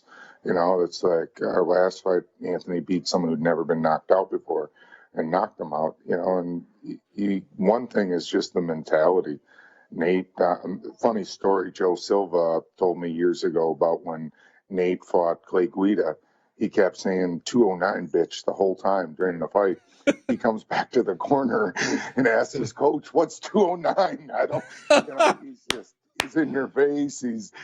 So I'm going to be a crazy coach. I'm going to be talking a lot of mess in training to Anthony. That's some of the psychological tricks my brothers and I used to do growing up. I'm a method coach. When we're fighting, when he's fighting one of the guys I'm fighting, I become that guy on the pads. I become that guy in training so that you get used to that mentality. You got trash talking up in your face, howling and scowling the best way they can from the 209. So I'm going to, integrate and get into that mindset. I'm going to be a homie for a while. That is a hilarious story. That's so funny. All right, so let me play some devil's advocate positions here if I can. Certainly, Anthony is not Conor McGregor, but I guess what I'm asking is, how does Anthony get around the big reach of somebody like Nate? Because I even talked to Anthony after his win over Wonderboy, and while it went his way, one thing he said was, man, the reach was a real problem. The distance was a real problem. Now, Nate is not in and out like that, but he obviously has, lanky arms. So how is Anthony going to deal with that? The only other tall guy Anthony's lost to was Tony Ferguson. You look at him versus Chiesa, you look at him versus Donald Cerrone. Anthony fights quite well with tall people. You're right, though. You're exactly right there, Luke. That's why you're on the Glory broadcast team with us. You know your X's and O's. It's the mobility of Wonderboy that gives so much trouble with his reach. Where Nate, when someone's a little more still, you have more options. Similar to the way Tyron Woodley dropped Darren Till, so another tall guy. See, one of the biggest things I can help my guys with is I was a small heavyweight. So I know how to fight tall, big people very well. That's how I lasted 20 years in the game. The other thing, I actually spar with my guys a lot. So they're used to sparring a big dude like me, working around my reach, my advantages. So that being said, I think that Wonderboy's a special type of fighter that's very hard to beat. Nate has been beat by some good fighters, and he does what he does, and I don't see him making a lot of serious footwork changes at this stage of his career because it doesn't blend with his mentality. He wants to walk up and Stockton slap people.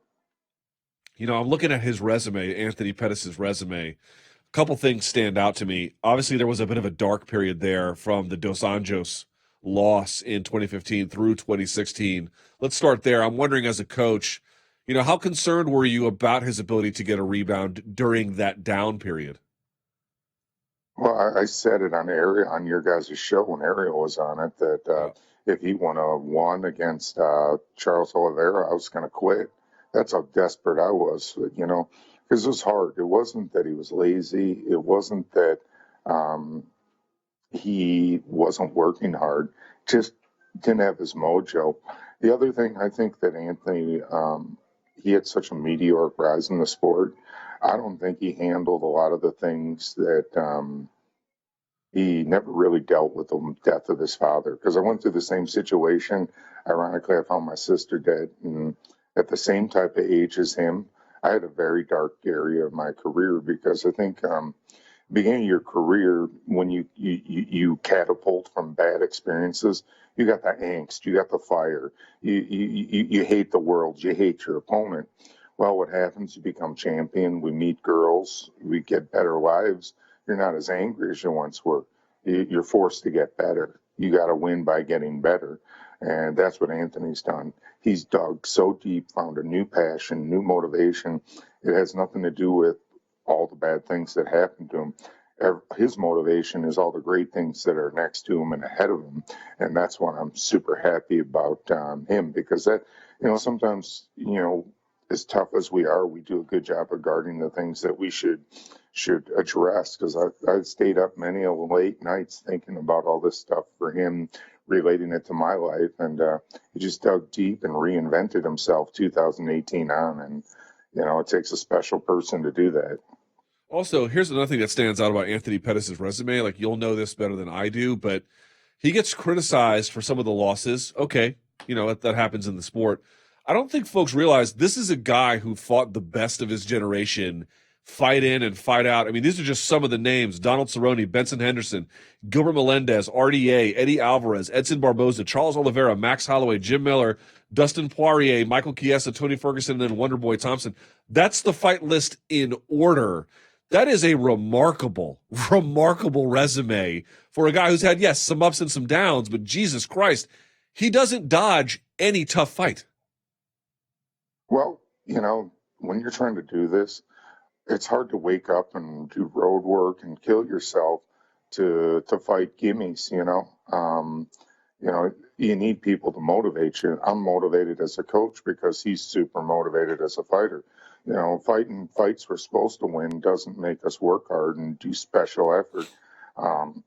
And that being said, that's his mindset. I love it. Even in, a lot of people don't realize the Tony Ferguson fight, that was a short camp. We took that. UFC needed a fight that in case Conor and Khabib got hurt, some extra 55s. We took that on a short camp. A lot of people don't realize, Anthony won't admit it because he never makes excuses, but I'll let the world know. 3 weeks before the Dustin Poirier fight, he was cut on his forehead. That's why he was bleeding so bad in the fight. Yeah, did Dustin hit him? Because he reopened the cut. That's, he gets criticized as a Taekwondo pretty boy, but he's about that life. He's tougher than tough, man, and that's what I love about the kid. He don't judge a book by its cover. So what can he gain with a win over Diaz? We know Diaz has obviously rocketed into stardom with his back and forths with Conor. He is beloved. You mentioned about that life. We know the Diazes are very much about that life. They have a cult following. So let's say Anthony gets a win in August over Nate Diaz. Where does that put him? What does it do for him? Just more marquee fights. I think that's the stage of the career he's at right now, is super fights. I know that's an overused term, but the fights that the fans want. Anthony loves making the fans happy. He lives for the fans. That's why I gave him the Showtime moniker from his first fight. It's not that he was a pretty guy with his style. When it was time to fight, he flipped the switch on. He ran out there and just whooped the guy. He loves fighting for the fans. It's there's not a lot of fighters left like that. He's a special one that way. And when his mind is right, he's a very tough guy to beat. And right now, he's a happy fighter, which Mike Tyson says is a dangerous fighter. If he gets this win at 170 and you're looking at his resume, I guess I'm trying to ask, what can we say about his achievements, right? 2 different weight classes, got a title in one of them. How, as his coach, would you evaluate his body of work if he builds on the Thompson win here? Just incredible. I mean, I'm not going to say he's Muhammad Ali, but it's Muhammad Ali. A lot of people counted Muhammad Ali out when he fought George Foreman. We knew, everyone thought we were crazy to take the Wonder Boy fight. We knew that was a great setup fight for the UFC to bring Wonder Boy back, not Anthony back. I mean, I'm not saying the UFC set us up. We asked for the fight. That being said, I just know stylistically when it comes to striking, who are the best matchups, and Nate Diaz is a wonderful matchup stylistically for Anthony. And we're at a neat stage of our career where we're starting to see some stylistic matchups that are fun for him. Nate is not a big shooter, not a big wrestler, so it's going to be on the feet a lot unless Anthony chooses it to be on the mat and he wants to take Nate down. What are you next on the road, Coach? We just had 2 guys at Bellator this weekend. We split 1-1, and Tyron Woodley's protege won his pro debut. He was a former IMAF bronze and silver medalist. So really good weekend. I have 5 fighters on the LFA May 31st in Minneapolis. Then we have 4 fighters on the UFC in Minneapolis: Tyron Woodley, Sergio Pettis, Jared Gordon, and Jordan Griffin. And then I go with the Funk Master, Ben Askren. We go to Vegas July 6th for International Fight Weekend. Got Brendan Allen on the Contenders July 16th. And then we go to Cali for, we're going to be in hostile territory then August 17th. So it's going to be a magical summer. All right, well, we'll have to catch up with you as time goes on because you got a lot on your plate, but I know you're up for the challenge. Always like catching up with you, Duke. Thank you so much for your time, and I can't wait to see Anthony's fight against Nate. Awesome. Thank you. Have a great day, everybody. There he goes. Duke Roufus, a great, great coach and talent in the MMA space. All right, let us do this. Let us go back to our friend in the back with Danny Segura. Let's get back to another round of the sound off if we can. I don't know if you want to play the graphics. We don't have to. We can just go back. Yeah, there we go. Danny, can I make a confession? Go for it. I have a booger in my nose the size of a roofing shingle, and it is killing me right now. I can touch it. It is honestly, if I pulled it, it'd be like a Volkswagen Beetle just coming right out of my nostril. Right. You understand that? Yeah, I do. Oh my God, dude. I've been there. Just hang tight, man. I'm never going to get nose surgery 20 more again, minutes. ever, dude. What a mistake this was. I'd rather just use Afrin the rest of my life. I mean, you already got it over with, right? Are you feeling better though? Somewhat. But it's been a week. I got it last Tuesday, so it's been 7 days, and not that much progress, to be candid with you. Not that much. Give it a few months, then Great, yeah. More months of breathing through my mouth and waking up with a headache. Yeah. Well, I mean, it's very fitting. You're hating so much on mouth breathers that you turned into one. It is karma in the end. Yeah, it's called karma. Yeah. You're pumped for that Ferguson versus sorry, what am I saying? The Pettis versus Diaz fight. Oh yeah. Oh, by the way, I'm gonna be so pissed if Embedded doesn't catch Duke Roufus imitating Nate Diaz. How great would that be? Oh, dude, that was so funny. Yeah, 209. hilarious. Yeah, what is 209? Yeah. That's so great. That's so great. God. All right. That's hilarious. Well, look, let's get back to the calls. I didn't even Yeah. ask you before. What did people care about Bellator this weekend? What do you think? Yeah, they did. Some? I think it was more actually centered around Lima and Jack Swagger's. Listen to my nose. Ready? Let's do some ASMR. No. Oh God. This is what I'm living with all day. All day. All right. You're the worst. All right. Let's see. By the way, do you want to talk about that slam, or do you feel like you've covered Let's it? talk about it because I want to to get some other perspectives. Okay, cool. So let's discuss that. Hey, Luke, this is Joey from Woodbridge, Virginia. Oh, Not too far from Woodbridge. Richmond. I just want to know, what did you think about that slam from Andrade? Did you think that's a spike? When I first saw it, I kind of thought it was a spike. I thought it was going to be a disqualification. So I just want to get your take on it. Thank you. Bye. Yeah, so it definitely was a spike. It's just one of the ones that the rules carve out an exception for. I tried to pitch my case to you. The essence of MMA is allowing for things like this, especially when there isn't this clear and present danger about injury. Not that there's not a risk, but it's not like eye gouging, right? It's not the exact same thing. So what did you make of my argument? Where are you in all of this?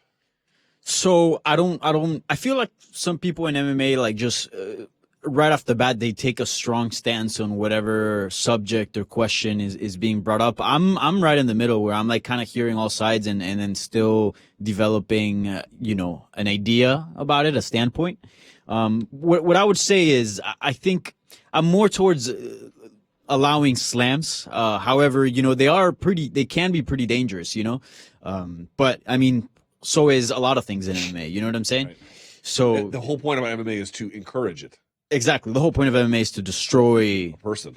exactly. Right. And it sounds brutal, but I mean, it is a brutal sport. This is the business we have chosen. Exactly. This is the hurt business. So look, I think some should be slammed. I mean, some should be banned. If you look at, for example, remember when like Bob Sapp slammed Minotauro, where it was just like straight on the neck, like he just picked them up like from the double position. Yeah.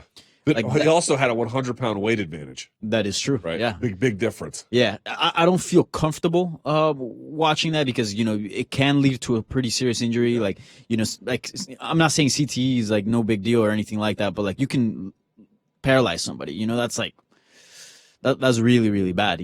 So I don't really know where I stand on it. I feel like some slams should be illegal, but I want to look into it a little more. But overall, I think slamming should be part of MMA. Yes, there should be rules about slamming, but we should understand the more rules you create, the more creativity and valuable techniques you eliminate, which is why I tried to show in the Carl Parisian footage.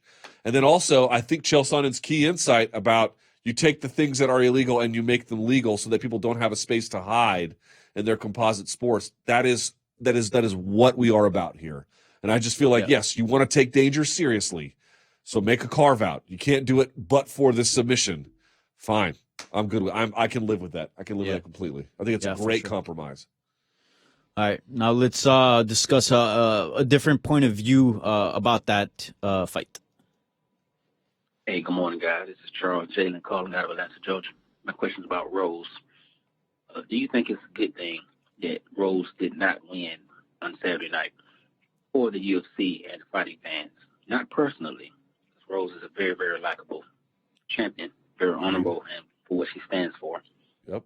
But with her feeling that fighting is no longer passion, and she doesn't know if she's going to keep doing this, do you think it's a good thing? Not personally, but a good thing for the UFC and fighting fans who love, consistent defending champions. Is it a good thing that she did not win? Thanks for taking my call. Enjoy the rest of your day. All right, Mr. Yalen. That guy, he's an OG. He's been calling since day one. He is a great man. Yeah. Shouts out to that guy. Yeah. Yeah. So where do you stand on that? Was it ultimately maybe a good thing that, Rose Namajunas lost her belt? Because afterwards she didn't really, I don't know. She wasn't too keen on continuing her MMA career. It's kind of up in the air. Yeah, so when I pre-recorded my interview with her, one of the things that we ran into was that, I was told that she wasn't feeling great, and I was like, "Oh, is she sick?" Yeah, and they're like, "No, she's just, she's just dealing with a lot." Now, what that means, I don't know. Mm-hmm. Yeah, man. Look, here's the thing: you have to have a certain constitution to be a fighter, and you have to have yet another constitution to be a champion. It's one thing to be the person who is seeking out challenges, and it's another thing to be the person who is the challenge. And I think that pressure she didn't like. I don't think she's ever really liked it, but I think she especially didn't like it. And so I'm not going to say it's necessarily good, because there's all kinds of different realities you could imagine for somebody that we could entertain. I guess the only thing I would say is, if you're not right for that kind of a role, which is a leadership role to a degree, you shouldn't be in it. And so maybe if the fates played out like they were supposed to in some kind of capacity. Yeah. And I think ultimately it is something good for the UFC, because if you're going to invest, media and PR and you're going to invest a lot in someone, you want them to stick around, right? Yeah. They don't want to build up a champion and then have that champion just be like, hey, you know what? I don't want to do this anymore. I'm out. So I guess in a way, if you look at it that way, it is kind of good for the UFC. But you and I are the same boat. We never look at a fight and be like, oh, it'd be awesome if this person lost. Yeah. We kind of be like, if they lose, they lose. If they win, they win. It's just, we'll just make an adjustment from there. Exactly. Yeah. But something I do want to point out, and, I feel like I kind of get this sense from Rose is like, look, she's 26. She started fighting at a very, very early age.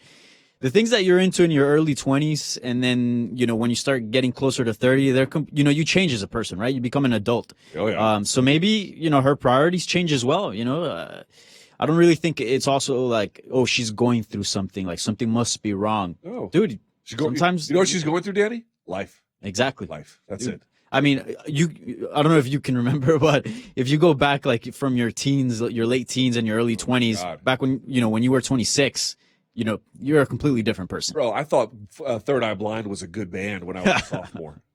What a stupid person I am, right? So there you go. So, yeah, we'll see what happens with Rose. Hopefully whatever she decides to do next, she's happy in, and that's all we can wish her. I just want to smoke some of the marijuana that she grows in her garden. Yeah, I saw a picture like a while ago. It's still a very small plant. I don't think there's any nuggets. I don't know if maybe anything has changed. All right, let's switch topics into something, a little bit more sad that happened this weekend. So, let me guess, BJ Penn? Yeah, how'd you know? Saddest shit on earth. Yeah, man, it was terrible. terrible. Hey, Luke and Danny. My name's Austin. I'm from Fort Meade, Maryland, around your neck of the woods. Question for you is, BJ Penn has lost 7 in a row, hasn't won a fight since 2010, so 9 years. Is this the chance for the commission to finally step in and tell fighters no? I know there was the Chuck Liddell, Tito Ortiz fight, but a guy like BJ Penn fighting under the UFC, this is very high profile. I feel like this is a time to where the commission can step in and do the right thing. Thanks for taking my call. Appreciate it, guys. First of all, before we answer that question, what did you think of BJ Penn's performance? It was a tricky one. I didn't think it was that tricky. Really? Yeah. I mean, he was fighting a Clay Guida who's also who's towards the end of his career. Not a bad fighter, but not. Yeah. Now, this is not a prime fighter by any stretch of the imagination, right? So, yeah, I thought it was. I mean, look, what you're asking me, that he looked better than he had in his previously utterly lifeless performances. Yes, he looked better than he had in his previously lifeless performances. Here's the thing I don't like doing, Danny. You know, what's one reason, for example, why I do the Monday Morning Analyst? Because I'm not picking on fighters who lost. I want to celebrate fighters who won. Yes. Right? That's the whole idea about it. Wow, look how great this was. I don't take joy in saying this. This is nothing I get pleasure out of. I'm not going to sleep later on being like, yeah, I really stuck it to BJ. Somebody in his inner circle and in his life needs to tell him to stop. This is unethical. If you are in his inner circle and you are not telling him to stop, you are party to an unethical act. This is bad. This is very, very, very, very, very bad. And it's going to get worse before it gets better. And this whole bit about you can never tell another person to retire is just, you are morally abdicating your responsibility when you say something like that. And folks will be like, well, you want to be careful about it. Of course you do. But let's look at the facts, Danny. The longest losing streak in UFC history is now occupied by a man who, when I was a fan of the sport before I got into this full time, one of the greatest fighters ever, dude. Okay, had the best jab, had the best takedown defense, had some of the best jiu-jitsu, and you could not hurt him. You could not rock him or even physically mark him. We are so far past that at this point, it's hard to stay even where we are anymore. You have a responsibility, if you are media, to speak out. No more doing interviews with this guy and being like, well, do you feel like you could win your next one? It has to stop. Somebody has got to stand up and say, enough is enough. And I think the commission might at this point. I guess we'll have to say. But the point is, do you really, Danny, have to wait until you're at the longest losing streak of UFC history before you say something? This was viewable a long time ago. Yeah. We have just let it drag out. Forget all the troubles that are happening in his private life. I don't even know what the truth is with that. It's all allegations. We'll see what happens. But everything that happens in that octagon now, if you are part of that, you are morally complicit in this act. Yeah. And you have to own it now.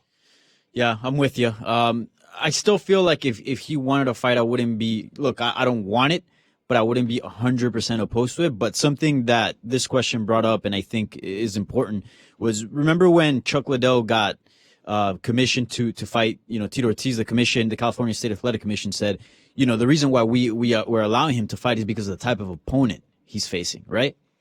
BJ Penn is in no way, in no shape to face UFC caliber opponents. And I think Clay Guida's still a UFC caliber guy.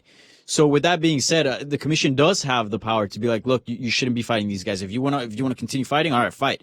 Like, remember, not so long ago, I think it was last year, Renzo Gracie at 51 fought somebody, some donk in one. Yeah. Dude, I'm okay with that. If you want to do that and let's say go to Bellator and just get super easy matchups, just, get a few more fights in, fine, do it. But BJ's no longer UFC caliber. He hasn't been UFC caliber in a long time, and he's just gonna get hurt if he continues to be in there. He's been getting hurt for years. Yeah. This is not new. And I think something that makes me uncomfortable as well is like, there are certain fighters that are in pretty bad losing streaks, but they are in grip with the reality, right? They're like, oh yeah, I know I'm in a pretty bad losing streak. I know this looks bad, but look, I want to give it one more try. I want to see how this goes. We didn't see. I think Guillermo Cruz talked to him, and he was like, he wasn't like, look, I think, I'm feeling great, but that Ryan Hall fight was so quick. I didn't get to display everything. I kind of just want to give it one more shot. Dude, he was talking about becoming a champion again. Right. I mean, it's just that's when you go, man, like your reality is not, it's kind of skewed, It's like, yeah, you want to be a champion after the longest losing streak in UFC history? Yeah. I mean, is it possible? I suppose it's possible I could, deadlift 1,000 pounds after the show today, but seems relatively unlikely. Yeah. Just the last thing on this. MMA media don't want to say things like this a lot of times. Some of them do. Mm-hmm. They don't want to say it for fear of like pissing off people, which I understand. It's really easy to criticize MMA media when you're not the person who has to talk to people's managers and agents and friends and coaches and traders. It's very, very easy to say that. But on the other hand, dude, at some point, you got to do the right thing. And the responsible thing is if it is, I don't know what his inner circle is telling him. Maybe they're telling him to stop, and then he just keeps on going. Somebody in that space, if the media or whoever has a public platform, you have to stop being party to this. You have got to stop being party to this. You've got to say something. It is not okay that this continues. Yeah. It just isn't. Yeah.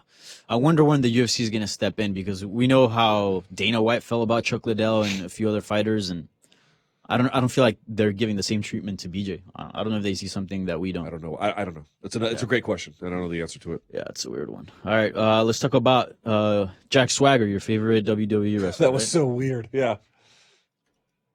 I'm rock hard. Hey guys, Providence, Rhode Island. I was just wondering what you guys thought about the Jack Swagger fight and how he held on to the choke after the referee told him to let go. Do you think he should be fined?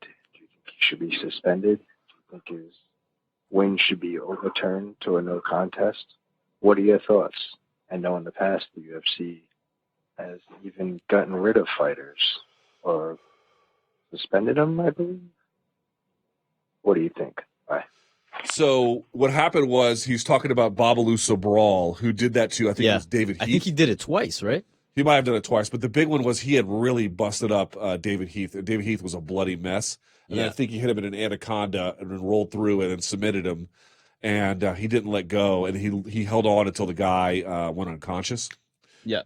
And so it was a bad look. So he either got fined by the organization or let go. I don't remember what happened, but that was a big one. I remember because I had a media fight with somebody else about it. Which is I remember, I forgot what I saw, but something that covered it pretty extensively. And I think he had done it twice in the UFC. The first time he did it, he got into some heat, and I think the UFC was like, look, this is not cool, blah, blah, blah, etc.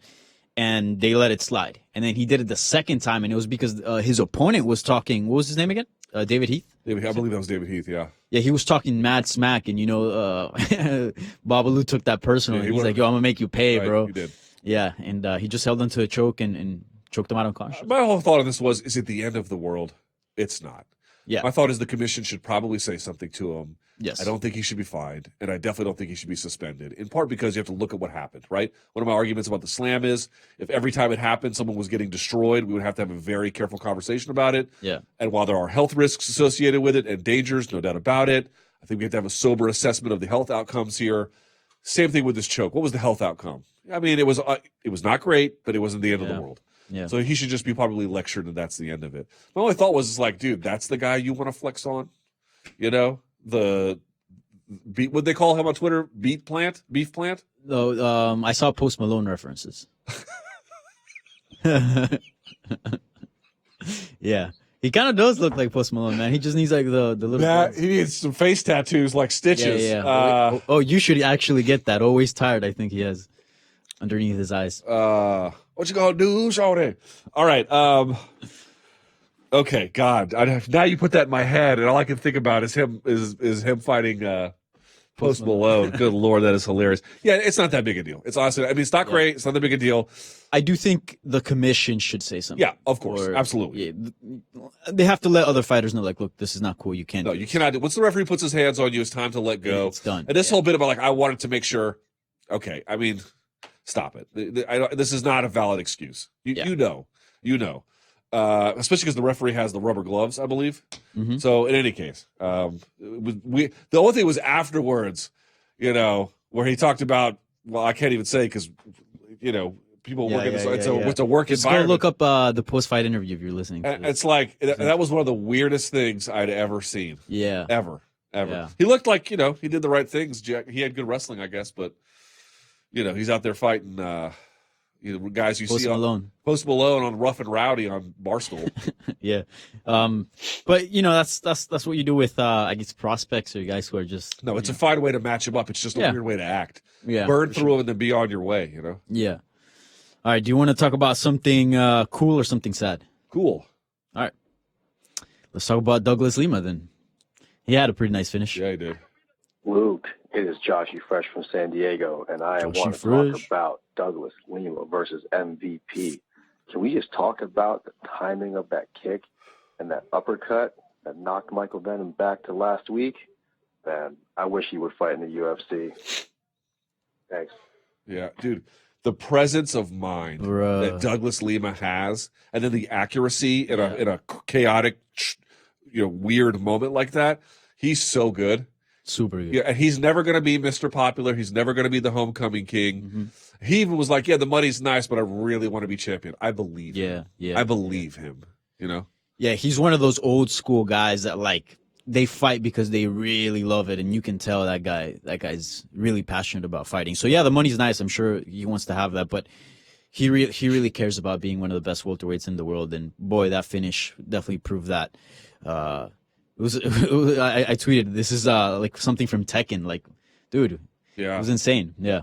Yeah, he's great finish. I tweet about it all the time. I was like, Douglas Lima is probably better than your favorite fighter. There's a decent chance, whoever that is, he might be better. You think we ever see him in the UFC, or he's just a Bellator? I think he's probably a Bellator guy. He looks to me like a guy who, I'm going to say the word simple. I don't mean in his brain. Yeah. But I mean, I think he's been loyal to Bellator. They've been loyal to him. He's had a great career with them. He's a valuable asset to Bellator. He's never going to be the guy who, you know, is going to make a gazillion headlines, but he's such a valuable asset in terms of, you know, saying you've got one of the best welterweights in the world. And man, if he wins that tournament, 100%. And good. as a product, he improves the Bellator product. Like we see some fights that you're like, bro, this fight sucks. But like when you know Douglas Lima's fighting, like you tune in. You know what I'm saying? That guy puts on great fights. So he definitely improves the Bellator product. All right, next. Yeah. All right. Sad or happy? Happy. All right. Hey guys, it's Rick from Toronto. I'm just wondering if you guys think Cowboy taking this Tony fight with such a quick turnaround is cause for concern, and also if you think this was the right fight to make. I think a lot of people expected Conor versus Cowboy and maybe Tony versus Gaethje, so I think it was surprising for some people. Anyway, thanks guys. Take care. I love this fight so much more. Love it? Love it. Love it. Love it. I think let's look at the breakdown here. Yeah, it'd be great for Conor to give some of the shine to Cowboy, of course. Here's the deal, though. If you're a Cowboy, you get what you get. You beat Tony Ferguson, that's the best one of your career, full stop, number one. 100%. And it would probably put him in a title position afterwards as well. Certainly pretty close. 100%. Right? I mean, you have to, dude. Yeah, and if you're Tony, it's about as good a reintroduction to that. We would say, like, who's Tony going to fight? This is a great reintroduction because Cowboy's coming off that Iaquinta win, which is maybe the best win of his lightweight campaign, certainly. And so if you get that, you're now thrust to the top of that division. By the way, action on the ground, yes. Action on the floor, yes. Action in between, yes. Like, there's very little to dislike here. And people are like, who should Conor fight? Is a very simple answer. Justin Gaethje. He should fight Justin Gaethje. The MMA's most popular fighter versus MMA's most violent. Tell me what's wrong with that. So tell me why that's not the fight to make. I don't know, man. I don't forget about what he I would don't take. like it because I feel forget like about what he would take. What do you mean? Don't protect Conor. Okay, Big, see, tough I'm in the fights for business tough of guys. I'm in the business of protecting Conor after the Habib fight. All MMA media does that because it's good for your bottom line. You want to see Conor sticking around, you know, the UFC? Yeah, you do not put him against Justin Gaethje. That's his problem to bear, not mine. I suppose, but I don't know. Look, I wouldn't hate it. I would watch it. I think as a fight alone is a fantastic matchup. But I think Conor needs a tune-up, man. Conor needs to win. And I don't think Justin Gaethje fight is a fight for him to win. This paternalistic instinct everybody has for Conor that they don't give to anybody else, I'm a little bit over it. Yeah. I know what you mean. It'd be good. It'd be better for business long term. Don't care. Yeah, Don't care. I think part of me, there's a part of me that likes the boxing way, the way they do things. So I think, you know, a Nate Diaz fight would have been amazing. An Anthony Pettis fight would have been amazing. Look, a Gaethje fight is good as well, but down the line, like let him get some pop, you know, behind him. But I mean, if that's the way they go, I wouldn't hate it. But back to the question. Is in UFC, you can't get true tune-ups. A true tune-up is when you get like a jobber that they give you. No, there's no true tune-ups. That's right, 100%. But there are some better matchups than others. Yes, Conor versus Cowboy, probably more favorable to Conor than Gaethje. I can agree to that. I think that was a fight to make. To be honest, you're a hater. Yes, I am a hater. Dude, I'm a hater. 100%. I'm with you with all the reasons you mentioned of why you like Ferguson versus Cerrone. If you're a true MMA fan, there's nothing to hate about it. But what I do hate is that at the end of the day, one of these guys is going to have to lose. You know what I'm saying? And I feel like, dude, I tweeted out Tony Ferguson. People might not know this, but like Tony Ferguson, if he beats Cerrone, he's going to be on a 12-fight win streak that spans 6 years. And still, he hasn't fought for the real 155-pound belt. I think that's insane. I think this man has done enough to deserve a title shot. And as I said, last show, if he's good on money, because this is how he makes money, I would love for him just to wait it out. Look, Poirier or Khabib might not show up in September. He can just easily slide in there and end up fighting for the real belt. And if none of them, end up getting hurt and they actually do fight, just get the winner, early next year. Like, you've done enough, man. Don't put it on the line. Because if he loses to Cerrone, he's going to be out of that conversation. He's going to be 2 or 3 wins away, man. And that's not fair. That's not fair. And Cerrone's dangerous, man. Cerrone's game.